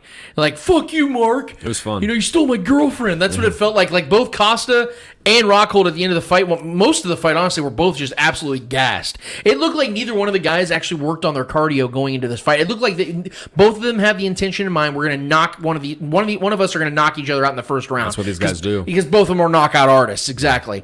I wasn't impressed at all by Paulo Costa. I didn't see anything from him that was, there were so many times for his standards, where Rockhold literally put his hands on his back and just like sat there and even like put his hands on his knees and like bent over and was like begging Costa to just put him out of his misery, Yeah, kill and me. Costa wouldn't do it. But I also, at the same time, know why Paulo Costa didn't do it, because that's also bait. And Luke Rockhold, you saw several times, he rocked Costa when Costa dropped the hands and started walking towards him, because the moment Costa did that, he put a piece on him and a leg kick, and you could tell it hurt Costa really bad. Now, Costa won the fight, but it was more of like a, well, he won the definitely fight. won. He won the fight because Rockhold just gassed out after the first round, and he he just landed had more nothing significant left. strikes. He had more time in possession. Like, he won. And I know this triggered Trevor so bad, but at the end of the fight, when Luke Rockhold is laying on Paulo Costa and is just rubbing his bloody ass face all over Costa's face, That's that's the so that's- barbaric, that's man. extremely disrespectful. It was so disgusting, and I'll give Costa credit. He didn't bite on the emotion side of things. He didn't get all pissed off and bent out of shape. He just stayed composed. Fuck this. I already know won the fight. I'm gonna leave with a dub. Rockhold's gonna retire, and he did. It was a fun fight. It wasn't a great fight by any means. Like I said, it ended up looking like two guys that have been drinking since the middle of the day, and it was at 11 p.m. and it just got really ugly. But it was fun. It was definitely fun, and I wish Luke Rockhold the best because his career is now over. I'm interested to see what Paulo Costa does after this, because I'll be honest with you, Paulo Costa's last 3 fights, he's not looked good. He's lost 2 of his last 3, and this win against Luke Rockhold just was very unsatisfactory. Yeah, Rockhold, I don't know if he announced his retirement like officially, but he was definitely hinting at that. Yeah, and Joe was like congratulating him on a great career. I literally think he was drunk that entire fight. He seemed drunk, but to start the fight and after, he was really, really strange. And everyone was talking about that afterwards, like how odd it was. And he's one of the greats, though, man. I mean, and kudos to him. He came out there. He was recovering from a staph infection in his leg, which can make you very sick through that process. So he's probably battling through some of that too. And Costa's just the better fighter at this point in their careers. I do like Costa. I'm a fan of his. He's fun to watch. He's electric. He's got a lot of power. This wasn't a great performance from him either, but it was a good like little slugfest, kind of a drunken fight. It definitely felt like a bar fight. I think like an old Tank Abbott fight. Yeah, at any moment you felt like one of these guys can just put one on each other and they're out. Yeah. So it was fun. He got bloody, mostly from Rockhold's blood. Costa didn't really have a scuff on him. But yeah, that whole bleeding into the Costa's mouth was that's just extremely disrespectful. If someone did that to me, man, I'm cutting your brake lines on your car, bro. Paulo Costa just smiled. That shit was disgusting. He just smiled. Yeah, he took it. The dude he was getting through a staph infection. Not that has anything to do with your blood, but like the dude was ill, and then you're like just open mouth bleeding into another man's mouth and just rubbing on. That shit was. They literally kissed. That's disgusting, bro. That's just disrespectful as hell to me. Like that's kissed. classless to me. But yeah, I was like, "There's no way I'm paying money to see a porn." Yeah. So. It was, there was some... fucking bunch of Red Wings in there. Jesus God Christ. damn. All right, next main event for last night. Obviously, the fight of the night, I wouldn't say. Fight of the century, man. Yeah, Usman versus Edwards. Well, I don't really know how to articulate this one. I'll just kind of break it down as I was seeing it in live time. So the first round, Leon Edwards really shocked everybody by being the first to ever in the UFC take down Kamaru Usman to the ground. No one's ever done that before. So that was very impressive. I really liked what Leon Edwards brought in the first round, but you could tell that he exerted a lot of energy in that first round to get Usman down, and Usman was breathing just fine going into the second round, which after that, second, third, and fourth rounds, Usman put on a clinic. He was beating Leon Edwards in every facet. Took him down, I think, 7 or 8 times. Leon Edwards could not fend the takedown. He was putting combo plates on him. He was hitting him in the chest with leg kicks. He was punching him in the abdomen. He was punching him in the head. He was putting on really good numbers on Leon Edwards. And by the end of the fourth round, you knew, okay, well, this is over. Usman's going to win this fight 4-1 in rounds, and he's going to tie Anderson Spider Silva for most consecutive victories in UFC history with 16. And it just looked like there was going to just be this basically immortalization of Usman as a UFC fighter, because he could have very well made a case. He's the greatest UFC fighter in the history of this MMA franchise. And then the unexpected happened. And I mean the most unexpected ending of a fight that I have ever seen. I've watched UFC. Trevor and I have been watching UFC the better part of 20 years. And I will tell you right now, that was the most shocked I have ever been. And to this moment, like I'm still getting chills thinking about what I experienced in that moment. Like Joe Rogan said, you had to sit there and think about, did I really just witness what I witnessed? It almost felt like a glitch in the Matrix where it wasn't supposed to happen because of not only how the fight was going, which, again, Usman was just dominating him, but it was the fact that we've never seen this man ever really struggle in a fight, let alone get taken down in a fight and absolutely KO'd. It was a genius fight. It was a genius maneuver by Leon Edwards to throw the left hand to bait Usman to duck away from it to the left and then use his first kick of the night in the head. First head kick. First head kick of the night, and it landed perfectly right on that lower jaw and just put Usman to absolute sleep. I'm not mad. I'm happy as hell for Leon Edwards because that was maybe the most historic kick in the history of the UFC. I'm not trying to be hyperbolic, but that might have been the greatest kick knockout ever in UFC history because of the dynamic of who he mortalized an immortal. Think about that. At that point, Usman was an immortal, and he mortalized the man. God amongst men. He made him a human.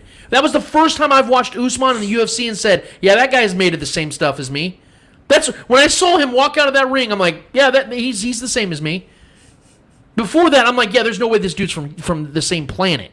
Yeah. And now it's setting up for an incredible number 3 against Leon Edwards and Kamaru Usman because that has to happen now. And it sucks for me because I'm a big Chimaev fan. I want to see Chimaev get his title shot, and he's going to continue to work his way up after he beat Gilbert Burns and get an opportunity to put Nate Diaz to pasture. But yeah, that was by far the only ones I told Trevor before the show. The only comparison I can even draw that is even close to it, and it's not close, was in 2016 when Conor McGregor dropped Jose Aldo in 14 seconds. Yeah. Well, Jose Aldo was great at that time. He was still at the peak, but McGregor was also at the peak, and people were picking McGregor to win that fight. So it wasn't like this unexpected event of McGregor winning. It was how fast it was, and the fact that Jose Aldo, I don't believe had ever been knocked out before in his career until that moment, and McGregor put that left one right on his head and knocked him cold out. That's the only way I could, like maybe Pat Barry and Chet Congo, but those guys weren't great fighters. And then, I mean, you say what you want about Ronda Rousey, but when she got the head kick knockout by Holly Holm, that's a good one. Took her belt. That's a good one. She never recovered. That's a good one. That's what's scary about Usman, man, because could this rock him, and how is he going to recover from that? And he's 35. Humiliation. He's not young. He had the fight in the bag, dude, and he's going to be humiliated. Like, imagine trying to come back from that. Getting not only did you lose, you got knocked out with 56 seconds left in the fight, and you were dominating. And you heard DC and Joe Rogan going, you were dominating. Moral victories. Like, yeah, Leon just needs to empty the bag. Dude, yeah. You know, moral victory. Yeah, I'll quote Joe Rogan here, and I think Joe Rogan said it perfectly. He said nothing compares. He said it's the greatest head kick knockout in the history of the sport, with the most consequences, the most at stake, the most doubt, and the most people counting him out, including us. Everyone was counting him out, and it felt like he was just going to coast to the finish line and just take the L like a man and let it go to the judges and take the L. Instead, his one and only head kick lands and knocks Usman out with 56 seconds. And he was getting... Listen, man, for those of you who didn't watch the fight, Usman, outside of round 1, which Edwards won that round, and he looked good. He had the takedown. I mean... that fight definitely could have went any way. He could have taken that energy and that momentum and rode it out and just absolutely beat Usman. No, Usman, being the great that he is, dominated the next 3 rounds. and it just, I don't understand. I was not expecting it. I've never been more shook in a fight I've ever watched. Not a single fight, not a cage fight, not a boxing match. Shook.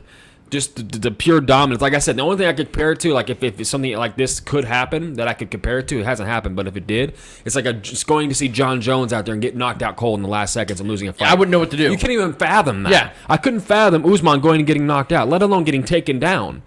He hasn't been taken down once in his UFC career. I would have put in every dollar I have to my name, I would have put in that towards Usman not getting knocked out. Whoever was betting on Edwards made some bank, I'll say that. But it didn't feel like you got kicked in the head when you saw it? Like it shocked you that much that you felt like you got kicked in the head. It took the breath out of my lungs. I could not believe what I witnessed. We all were like just waiting for him to coast to the finish line. Like I said, Joe Rogan even said, he's like, yeah, they were even saying it on the broadcast. Yes. Like, oh yeah, it looks like he's just kind of, waiting for the bell to ring and the fight to be over, and he can just let it go to the judges and respectfully lose this fight. And then with a few seconds of them saying that, man, he catches him with that left kick. It was just kick heard around the world. And I want to give credit to Leon Edwards' coaching. his corner, ripping his ass, because you heard them in the third and fourth rounds going, "Do not feel sorry for yourself." I love the way their accents too. Like, "Don't you feel sorry for yourself? Get your fucking ass up there and start fighting." Like the way he was like talking, he was like motivating his guy. This is bollocks. Because Leon was defeated. You saw in the third and look at fourth his coaches rounds, in the eyes. he was like looking down. I mean, he looked like he just like, let's just get this over with. And you have to imagine, it was like that Rocky scene. You got no heart, Rock. Like when his coach was getting on him and shit, getting him back in his mindset as a fighter, as an instinctual fighter. Because you saw Leon didn't think about that. That was and all ironically instinctual. his nickname is Rocky. And, yes, and exactly. when he won and he hopped over the outside of the octagon and was like dapping up Dana White, like, and the whole crowd's like, Rocky. I was like, bro, I was getting chills. And you know, of all people, Dana White would love this more than anybody. Bro, because this sets up for number 3, dude. Like, think about that. Dude, and all kudos to Leon Edwards. He's worked his ass off to get here. It's been 6 whole years since he fought Usman, and this is his chance to redeem himself. And he fucking did it on the grandest scale, the biggest ways. Usman beat him by decision, unanimous decision in 2015. Yes. Would have won by almost unanimous decision in this one. And so there would have been no storyline left. It's the greatest thing I've ever seen in the UFC, dude. Like, this is the best moment I've ever witnessed. And I've watched a lot of fights. Because I'm an Usman fan, but the more and more we talk about it, the more and more I love the fact it happened. But I love stories, dude. The storyline, like, it literally felt like a movie. Yeah. Like you said, Rocky. It felt like a movie. It did not feel real. Yeah. It felt like a scripted movie. Like, hopefully, it was wild. hopefully Leon is going to Philadelphia right now, running up those stairs and do his punching some meat. Yeah. All the kids are following him and shit. It was incredible, man. As a fan, as a fan of mixed martial arts, like that was incredible. I couldn't have asked for a better main event. Like that was the best main event for sure I've ever seen. Maybe the best fight I've ever seen. As far as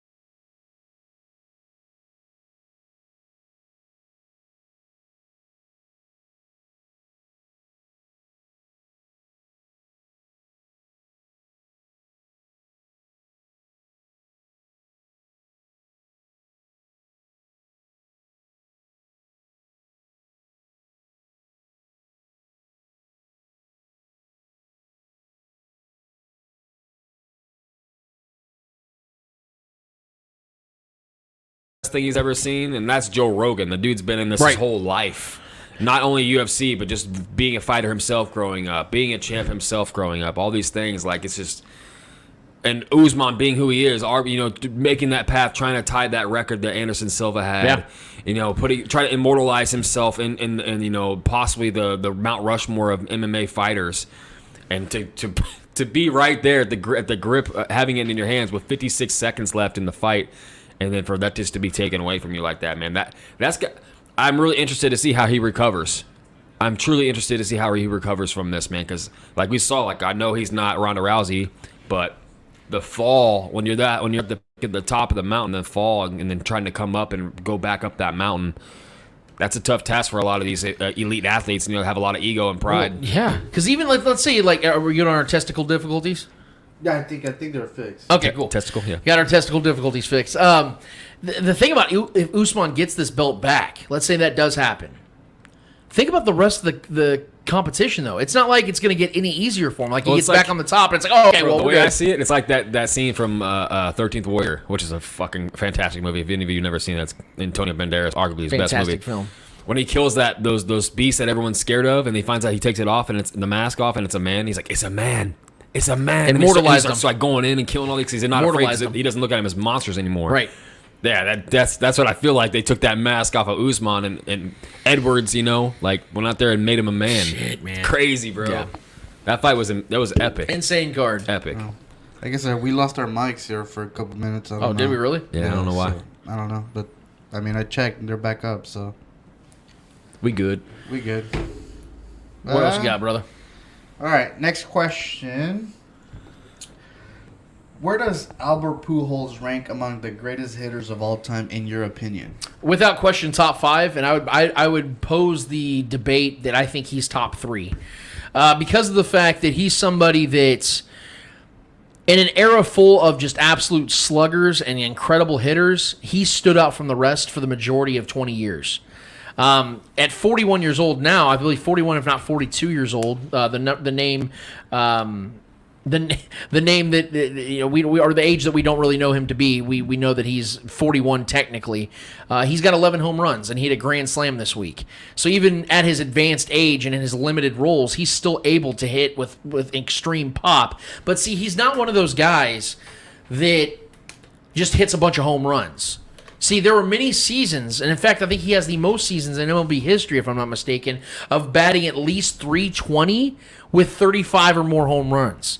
I think he has like 9 or 10 seasons of that. In fact, I think he went almost an entire decade of doing that. There was one point when this man was batting over .320 for his career while still hitting 30-plus home runs. That is it's insanely just incredible, especially when you factor in that in the last 20 years, baseball has become such an international sport where you're having the best of the best of the best from all over the globe playing in the majors.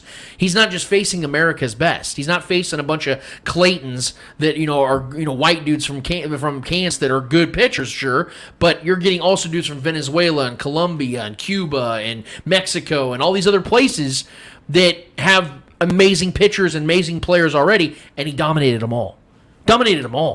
He made it look easy at times. Yeah. So I think that the 3 greatest hitters I've ever seen in my entire life is Barry Bonds, Albert Pujols, and Miguel Cabrera. Those are the 3 greatest hitters I've ever seen. Mike Trout is close to that, but he didn't put up the numbers these guys did at a consistent level because Mike Trout was, I think, outside of Barry Bonds, the better complete player than those other guys. But when it comes to just pure hitting and be able to hit, not just pull the ball, but all over the field. There's just spraying the ball over the field. Ramirez too, bro. Manny Ramirez is one of them, yes. But I think those 3 guys are more consistently great. Yeah, Ken Griffey dealt with a lot of injuries, though. Yeah. That's the problem with him. Those other guys had these long, successfully healthy careers. Those are my 3, and I think that Albert Pujols, without question, is one of the 3 greatest hitters I've ever seen in my entire life. So, was the question hit or home run hitters?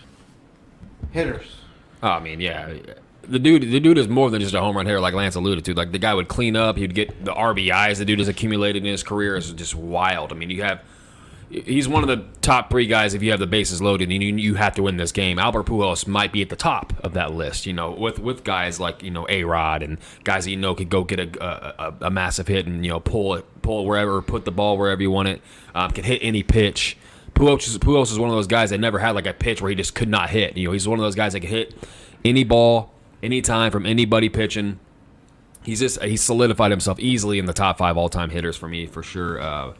With the likes of like Willie Mays and Hank Aaron and all those greats too. But this guy did it for so long in an era, where he was coming from that era with the Sosa and all that juice era, the Barry Bonds. Barry Bonds is easily the greatest hitter ever in my mind. But coming from that era, in extending that era, but as a natural player, never had been busted for anything crazy, never had any massive issues in his career with anything outside of the game. He was a purist and a true guy to the sport, and he's done nothing but be an absolute legend of what he does. And what he does is hit the ball, and he hits the ball up there with the best ever. Let me just, because you guys know I'm a baseball freak, I want to just break this down real quick about Albert Pujols. I love statistics. I'm not, so, yeah. Okay, from 2001 to 2010.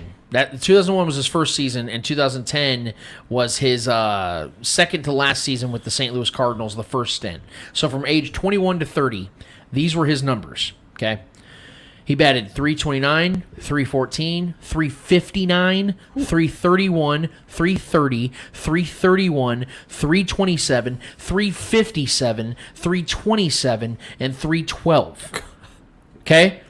Then his home run totals 37, 34, 43, 46, 41, 49, 32, 37, 47, 42. As RBIs, Christ, dude. 130, 127, 124, 123, 117, 137, 103, 116, 135, 118. But the craziest stat of all of it is, not one single time in that span or in his entire 21 seasons has he struck out 100 times in a season. And here's his plate appearances. Just not one single time. The most he's ever struck out in a season was 93 his rookie season. That's the most he's ever struck out in a single season. That's 93 times, right? These are his plate appearances in that span. 676, 675, 685, 692, 700, 634, 679, 641, 700, 700. And in that many plate appearances, he never struck out 100 times with those numbers. So you tell me, is he not one of the 3 greatest hitters you've ever seen in the history of baseball? That's wild, bro. Yeah, dude. Jesus. Yeah, Albert Pujols yesterday became the oldest player to go 4 for 4 with multiple home runs in a game. That put him at 13 home runs.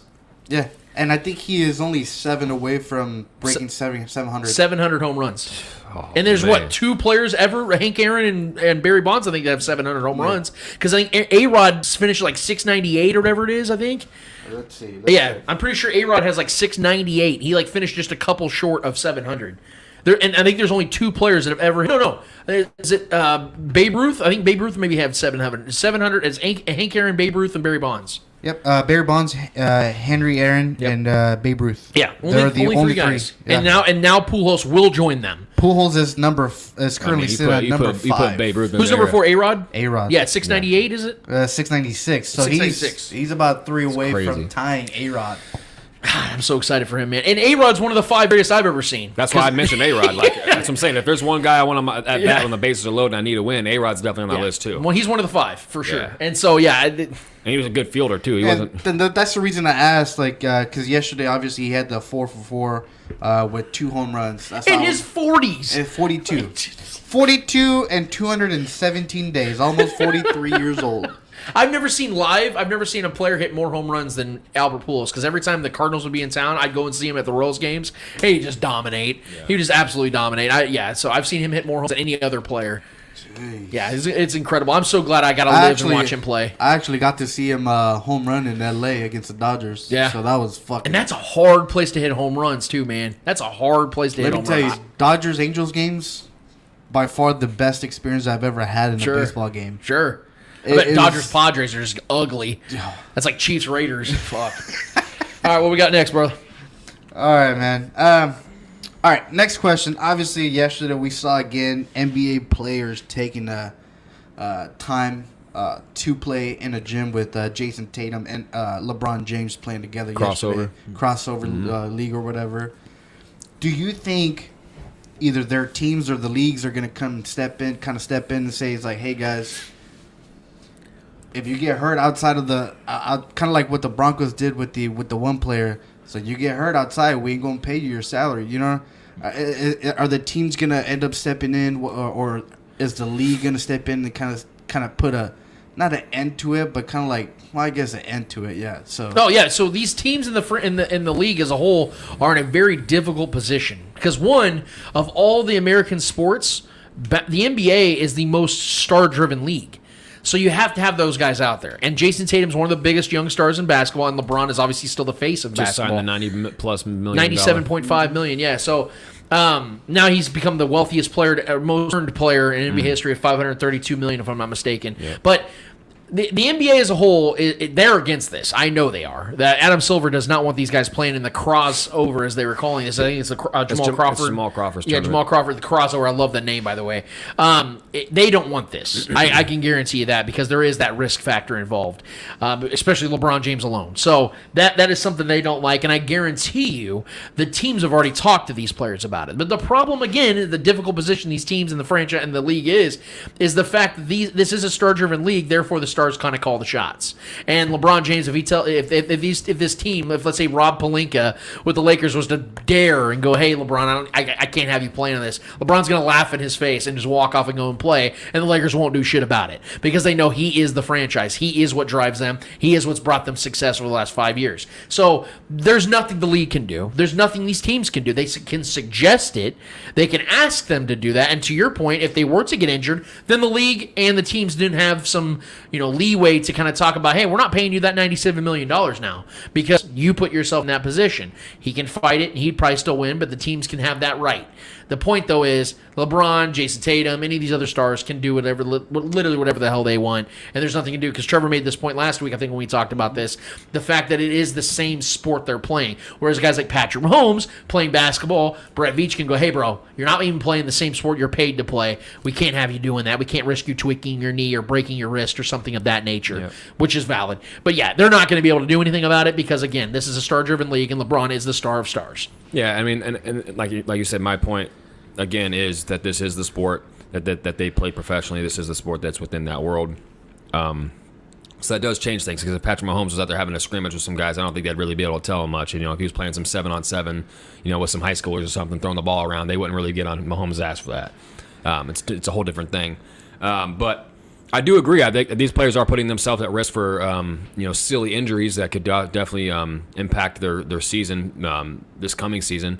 So I do think that teams possibly should have, if they're smart, they should try to put some kind of clause in there. Like if they get hurt, they shouldn't have to pay the players as much. Like maybe game checks should be a little taken at however many games they miss. If they say they do get injured, there should be some kind of clause where they take some deduction, and then the team should be able to pocket some of that money that they would otherwise pay those players. I think that's fair. If some of these guys get if they sprain their ankle, or say one of them tears their MCL or ACL and they're out for the year, that should be more on the player than it should on the team, because that's completely out of the team's hands. So I agree, there should be, but I also am for both sides. The team should protect themselves, but I also am 100% for the players out there who want to go have fun and play with their boys. And I basically look at these games like it's kind of like a scrimmage. They're like, go play a pickup game at Rucker Park or something, or some kind of park. The injuries can happen on those as well. Injuries can happen in practice. As long as they're playing the sport that they're within, I don't have too much of a problem with it. And LeBron leading the way, no one's going to be able to tell these guys shit, because LeBron is the leader of the entourage. Yeah. Jason Tatum wouldn't be playing in this. A lot of these other guys would be playing in this. Aaron Gordon, all these other guys would be playing in this league if LeBron wasn't doing that. And LeBron, you saw the lines for the games. It was wild. The crowd was insane. It literally was like filled that gymnasium. The line was like blocks and blocks of people. It looked like someone was lined up to go watch an NBA game. It was crazy. Yeah. So the power, the LeBron effect of that is wild. Yeah, and the reason I brought this up was because I was reading on Twitter, I believe LeBron James didn't play the whole game because of the was slippery. Yeah, there was condensation on the floor. So that's what I'm saying. It's kind of like the Lakers were like, oh, thank you. Oh, thank you. Yeah, but that's why I came up with this question. It was like, do you think the team should come in and kind of step in and put their foot on, they ain't gonna be able to tell LeBron he can't play, bro. That's the thing. Like LeBron spends millions of dollars on his body per offseason. He didn't play in the postseason this year.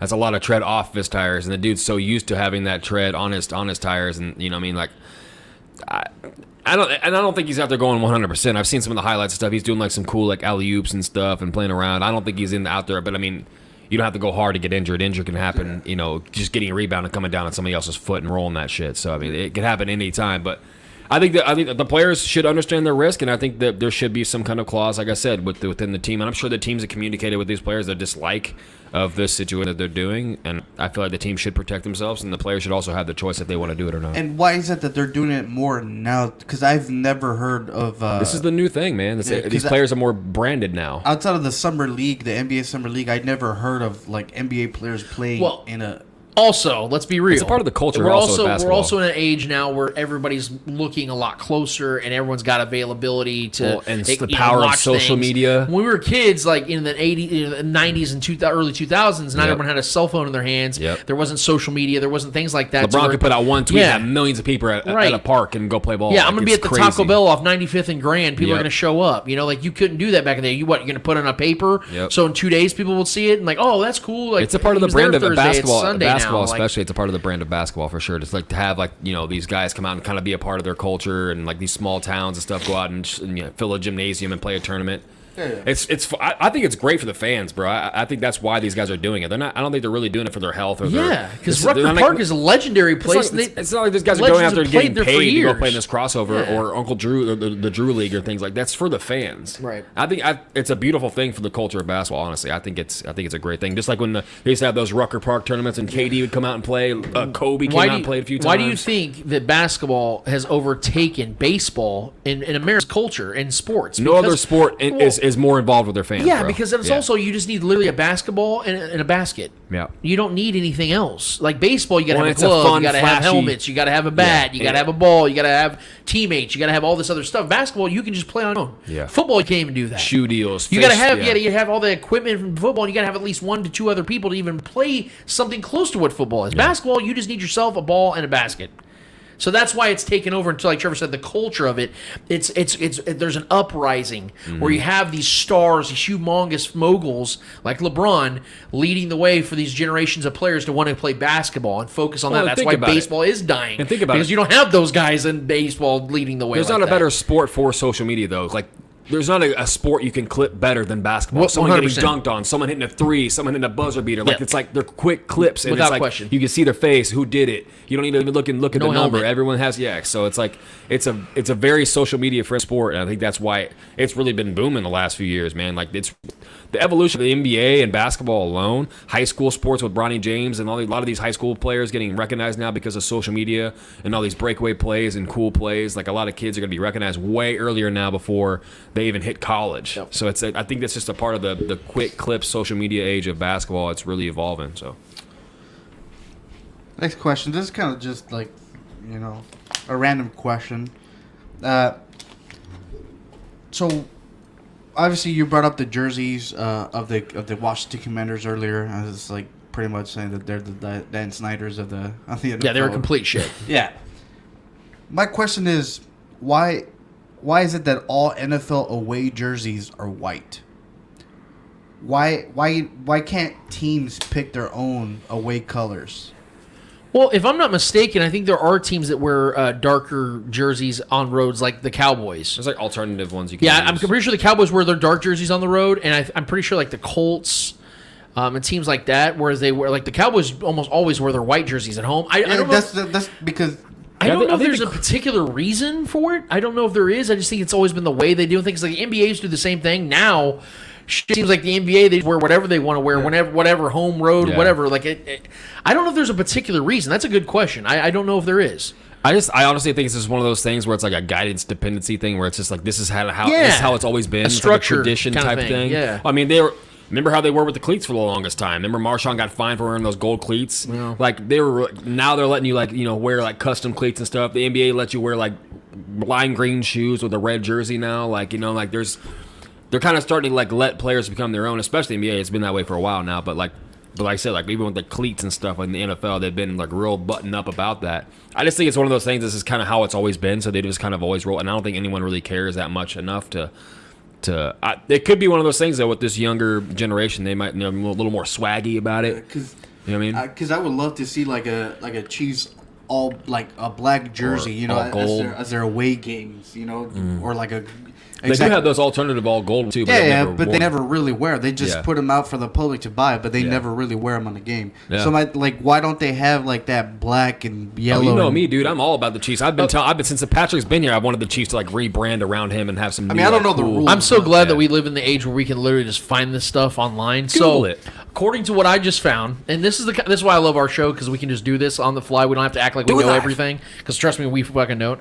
But according to this Google search that I just did, the use of white jerseys was introduced by General Manager Tex Schramm Okay. who wanted fans to see a variety of opponents' jersey colors at home games. So I guess that's an idea of what it all started. And I think, like Trevor said, it just became a thing where they kind of lost the idea of what the actual startup was or why the origin of it all. Yeah. I think it just works, and and it's not controversial. No one gives a fuck. Yeah. Let's just keep doing it. I think that's probably why they do it. So now it's just, like I said, it's a marketing tool. It also saves teams from making it tougher for the refs to identify certain players. So say one team comes in, they're on the road, they're wearing a bright red jersey, and the other team's a maroon. Yeah. You know what I mean? So you can't wear obviously the same color. So you would wear your home jersey, kind of like soccer. I'm saying say the Hawks are facing, or the Atlanta Falcons are facing the Buccaneers. Yeah, so they're both wearing their red jerseys. One red's different, but they both kind of can bleed together. No. So what they do in soccer is, if that happens, you use your home jersey. Your home jersey is usually different, or your alternative jersey is usually different. That's why in soccer you have 3 uniforms. You have your home, your away, and your alternative. Yeah.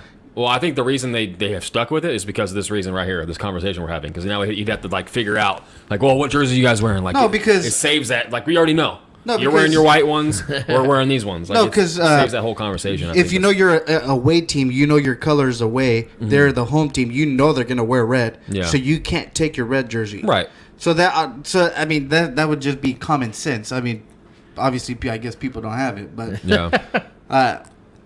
It makes it more fun. It makes it more. It's like, oh man, I can't wait for the jersey release this year. I personally love the color rush. I love when we do the red on red. That's my favorite Chiefs thing. Don't say that to Shaggy.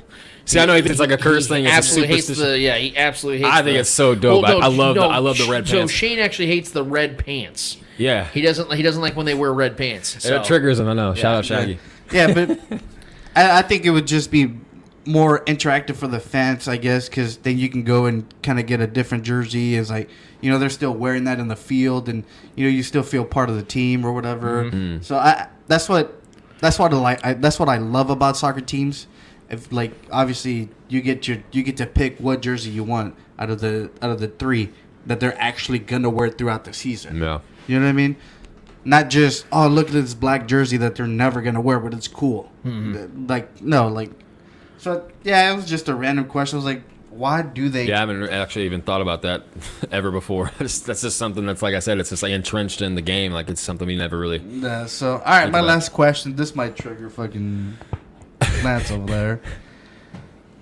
It is official. Deshaun Watson's been suspended for 11 games. I believe it was a $5 million fine. Thoughts? If it stays as is, and he only serves the 11 games, which again there is a caveat to all of this that I can talk about in a second. If it ends up being just the 11 games and the $5 million suspension, then Deshaun Watson 100% won this battle. And the reason why I say that is the fact that he didn't serve what the NFL wanted him to serve. It ended up becoming a compromise because the NFL also doesn't want this to linger into the season. And that's not something they want to focus on. But see, what the naive perspective from the league and all this is, no matter how much time he might miss out on, this is going to be the centerpiece of his entire legacy for the rest of his career. So no matter what happens, no matter how much the duration of time he's missed, whatever the case is, the moment he's back, that's still the talking point. That's not going away. So when we talk about, we're getting back to football, Adam Schefter and Ian Rappaport and all these other reporters are on, we're getting back to football now. No, you're not. It's never going to be about football when it comes to Deshaun Watson. Sure, we can talk about how rusty he looked against the Jaguars and things of that nature, but that's a side story. The real story is the fact that the man's not making sense on anything he's saying. The fact that Deshaun Watson is sitting out here talking about, I'm innocent. I'm going to prove my innocence. Well, you didn't. You settled, and you settled some more, and you were trying to settle with the league again to take a lesser penalty when you thought that you were going to get one initially. And then you go out there with Aditi Kikawala, who's in a controlled environment with Browns because she's a Browns reporter, and you apologize to women for anybody that was triggered. And then when the final ruling comes down, you go out there and you talk about you're maintaining your innocence. but then went to apologize again. And when a reporter asks him, well, who are you apologizing to? All women, and everyone that was triggered, even you, sir, if you were triggered. Well, what about the women who were victims? This is a literal question from that same reporter. Well, all women. So his stance doesn't even make sense, because he's apologizing, but he's also saying, I'm maintaining my innocence. And the reason I brought up the caveat to this whole thing is that in the actual ruling, if Deshaun Watson does not show remorse and does not show ownership of what he has actually done, what Judge Sue Robinson said he did do to these women, he had predatory behavior, if he doesn't show that, they can extend this suspension even further.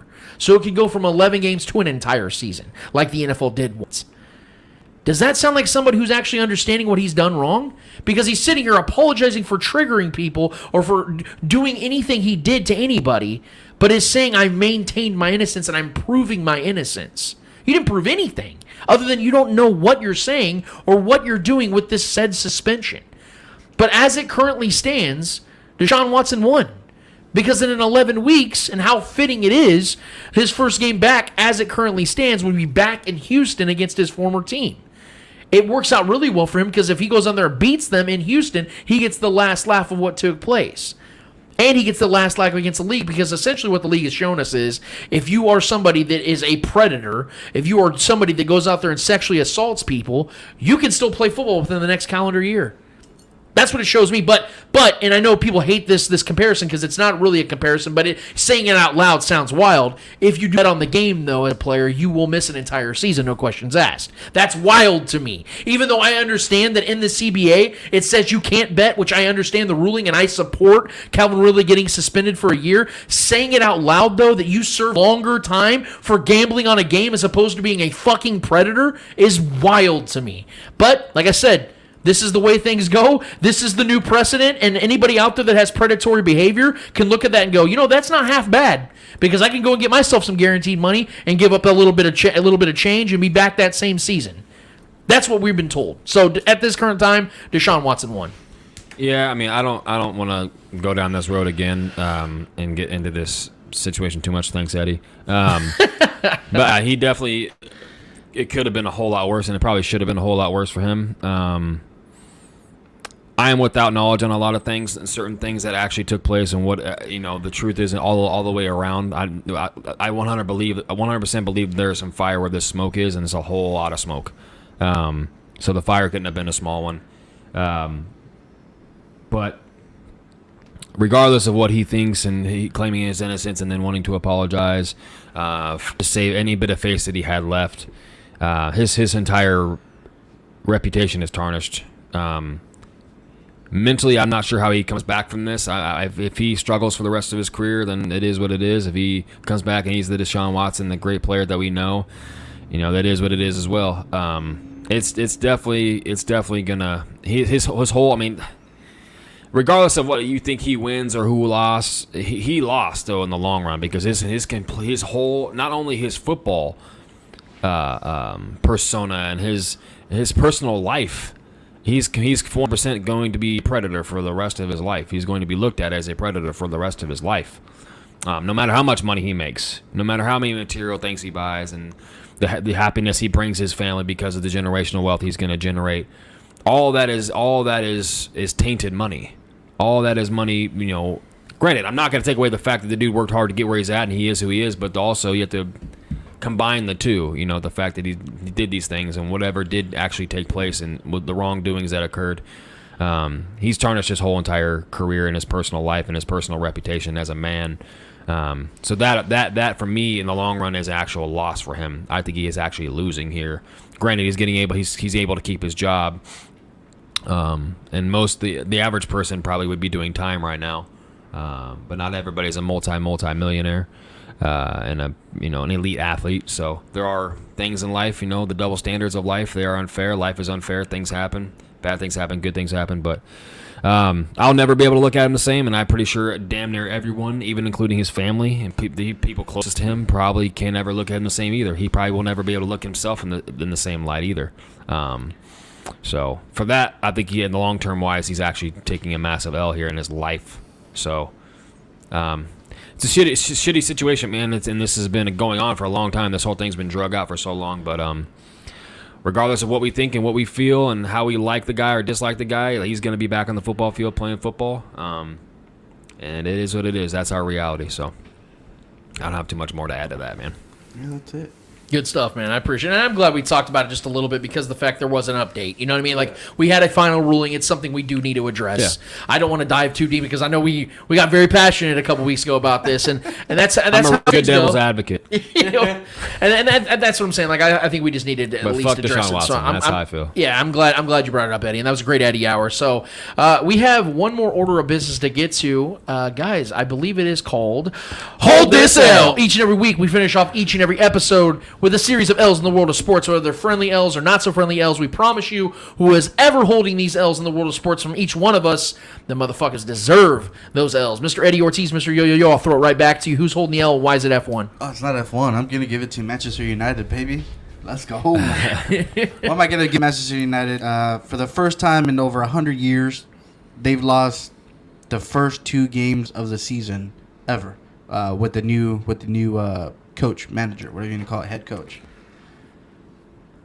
And they lost 2 teams that are not even going to be in the top probably 15, probably top 13.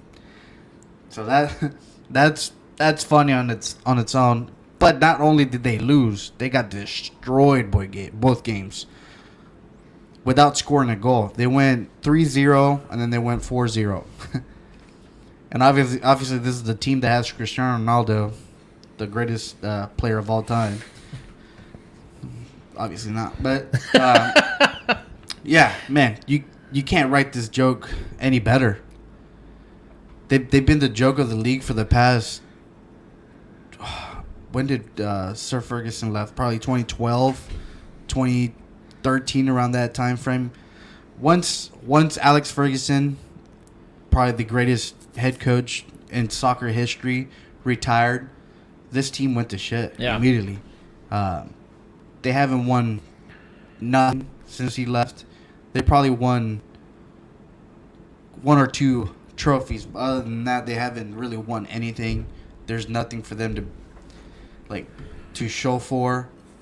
And then the way they started this season, they can literally go the whole month of August without scoring a single goal. They play Liverpool tomorrow. Liverpool is a championship contender in this season. So if they don't score against Liverpool, the highlight for their August goal of the month is an own goal. That's the only one. That's the only one, and it's an own goal that the other team scored on themselves. So it's not even them scoring the goal, but that's the goal that would be considered for goal of the month for them in the month of August. It is crazy. They're sitting dead last in the league table. The last 3 spots get relegated.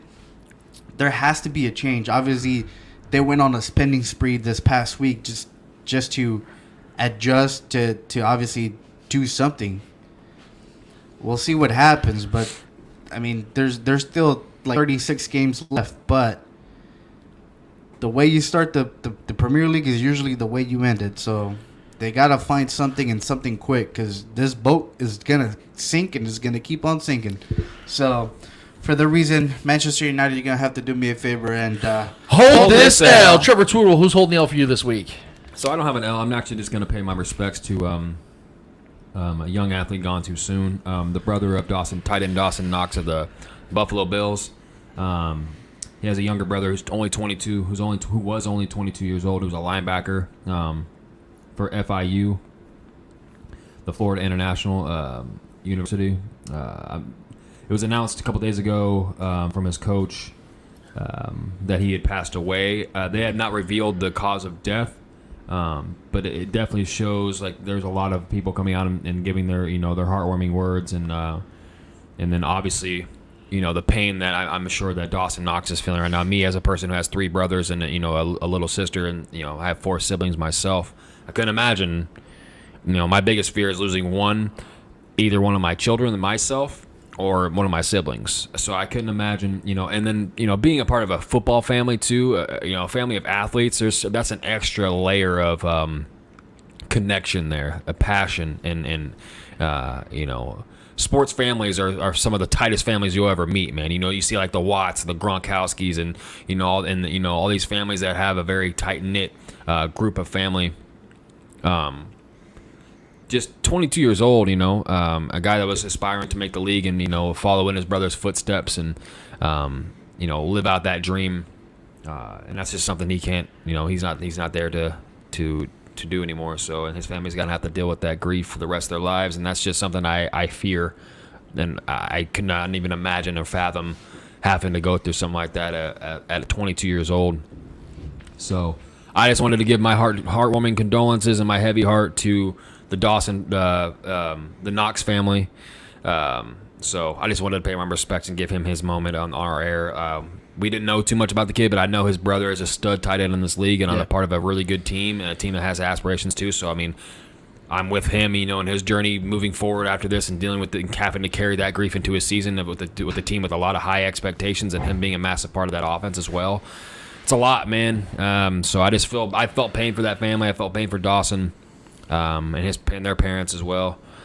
So the football community mourns for the loss of his 22-year-old brother. So I just wanted to use that real quick. I appreciate you bringing that story to light because it's tragic, man, and I could never imagine what he's going through. And I appreciate you paying respects to that. I actually have to transition though and not pay respects to somebody who I actually like a lot. And I know Trevor's a massive fan. I'm sure Eddie's a big fan of his as well. And it's going right back into the UFC area of things, and it's to Conor McGregor, man. I'm let me preface this by I don't want to sound like a guy that is like anti-fun or anti talking shit, because actually I love that, especially when it comes to MMA and boxing and things of that nature, because it adds so much to it. Because when you're talking the talk, you can literally go in there and you can bang with the dude and prove that what you're saying is true and valid.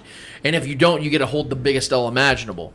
Well, Conor McGregor was obviously live tweeting throughout the entire card last night, the UFC 278, and I did not know that him and Usman supposedly have really bad blood, but he does not like Kamaru Usman at all.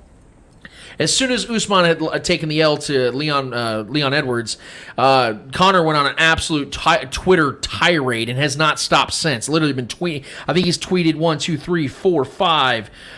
6, 7, 8, 9, 10, 11, 12, 13, 14, 15, 16, 17, 18, 19, 20, 21, 22, 21 times since the loss was official last night. That sounds like me during a Chiefs game. And he's just constantly been just talking shit on Kamaru Usman, which, in all reality, like, whatever. If you have bad blood or if you don't like him and you want to celebrate Leon, maybe you're friends with Leon, whatever the case is, that's cool. And I know that Conor is just one of the greatest shit talkers ever. In fact, I've often compared him to Muhammad Ali with being able to shit talk the way he does, where it's entertaining and it makes sense. It's not just a bunch of just stupid shit. A lot of times he makes a lot of sense, and it's valid stuff. It's funny and all those things. But a lot of times I think that some people become a sideshow act. And the reason why I think that Conor is falling into that area is because of the fact that Conor isn't fighting. Okay, that's the problem here, is that Conor isn't fighting enough. And quite frankly, guys, Conor's been losing a lot. So since 2018, okay, since October of 2018, Conor has fought 4 times, right? So one time a year, essentially. He's lost 3 of those fights. And not only has he lost those fights, he got finished. 2 of the fights he got TKO'd, and the other one he got submitted by Nate Diaz. Okay, and he was getting his ass beat in those 3 fights. The only fight he's won in the last 4 years was against Donald Cowboy Cerrone, who even in his prime was never a great fighter. He was a good, entertaining fighter that people liked, but he was a fan favorite. He was never a great title contending type of fighter. That was never Donald Cerrone. And he fought him at the very end of Donald Cerrone's career. That's the only fight he's won in the last 4 years. So it's difficult for me to sit here and listen to Conor talk about arguably the greatest fighter who's ever lived and celebrating and dancing on his grave when Conor himself is out here getting his ass beat by essentially any good fighter he's fought over the last 4 or 5 years. Because as we remember, Khabib beat the living shit out of him. I don't know if I've ever seen a great fighter get dominated more than that Khabib versus McGregor fight. That was an absolute clinic. I don't know if I've seen Nate Diaz dominate a fighter over the last 6-7 years like he dominated McGregor in the first one. Now, McGregor did redeem himself and beat Diaz that second time around, but even that fight was close. I was going to ask you why you have a problem with Conor if Nate Diaz has been doing the same thing. Because here's the thing. The difference in he got expectation. his ass beat by Masvidal. Okay, Nate Diaz is not known as a champion fighter. McGregor is known as one of the prolific Still one of the most champion respected fighters yes, amongst absolutely. the entire UFC. But we agree, like, Diaz is more of like in that Cerrone category where it's like this entertaining, shit-talking, like it's on brand because we know that that's just kind of what they are. There's these rough, rowdy kind of guys. McGregor's a champion fighter, though, is what I'm saying. And when you've been at this pinnacle and you've been knocked down several pegs by the great competition you fight, because, again, when Diaz fights great fighters, we're sitting here going, yeah, he's probably going to lose, but he's going to make it entertaining. When it's McGregor fighting great fighters, we're going, McGregor needs to win this fight. That's the expectation of a champion. Well, it's not like McGregor's retired, Khabib, though. I mean, Nate Diaz is like said, I'm done, blah, blah, blah, and he keeps coming back. Like, but that's a worse look in my mind. Making the comparison, okay, for instance, when Diaz and McGregor first fought, we were all expecting McGregor to win because he was at the peak of his powers. He was arguably the best fighter outside of Bones Jones. He had to move up weight. That was tough for him. But he was the favorite in the fight, yeah, and he got whooped. He was the better fighter. In the Khabib McGregor fight, I didn't pick McGregor, but people were saying, hey, he could be the one guy that could give Khabib a fight, and he got his ass whooped. And then Dustin Poirier for the third time, McGregor got his ass. Now, he did knock out Poirier the first time they fought, but after that, Poirier started putting it on him and started beating his ass. The point I'm trying to make in all of this is, if you're going to be a guy that shit talks and you're somebody that's been at the top, you better make sure you're still at the top. Otherwise, people are going to look at you and go, hold on, dude. Like, Leon Edwards caught him on a good kick. Let's give Leon the credit here. Sitting here dancing on Usman's grave when you've been getting finished 3 of your last 4 fights. Yeah, maybe just, sit back and shut the fuck up. So in the meantime, McGregor, Mr. Notorious, who's now a notorious sideshow act, do me a solid and hold this L. Get back in the octagon, bro, and prove that you can still be a championship fighter. Otherwise, Usman would destroy McGregor at any point of his career. No offense to McGregor, he was great at one point for like 10 months, but outside of that, McGregor has been an unknown guy, and then has become a sideshow act that made a ton of money off fighting Floyd Mayweather. But outside of that, he's done nothing over the last 5 years, man. Yeah. It's sad. It's true. So that's our show for today. I hope you guys definitely enjoyed it. We had a lot of Chiefs conversation. If you guys would like to chime in, man, hit us up on YouTube. We got some changes coming to the show very, very close, man. We got some quality uptick, if you will, and we're trying to get our subscription up a little bit more. So we appreciate everyone that's been sharing our videos, everybody that's been chiming in. We got a ton of support out there. We've noticed that the YouTube growth is there, but we want to get it further, and we want to get further along, and we need your guys' help. We're not too proud to admit that because we can't do this without you, and quite frankly, we wouldn't do it without you because it wouldn't be any fun just talking to ourselves in an echo chamber. So we do appreciate everybody that's already been out there, but we're not done. We're not settling. We're not finished. We want to keep going. We want to keep growing. So in that, for Mr. Eddie Ortiz, Mr. Yo-Yo, for Trevor Twidwell, for the great Clay Windler that puts all this together on the back end of things, I am Lance Twidwell. Episode 180 of the Spoken Podcast is done, finished, and finito. And until we are here for 181, getting closer to our official 2022 NFL prediction show, we out of this bitch. See ya. Later.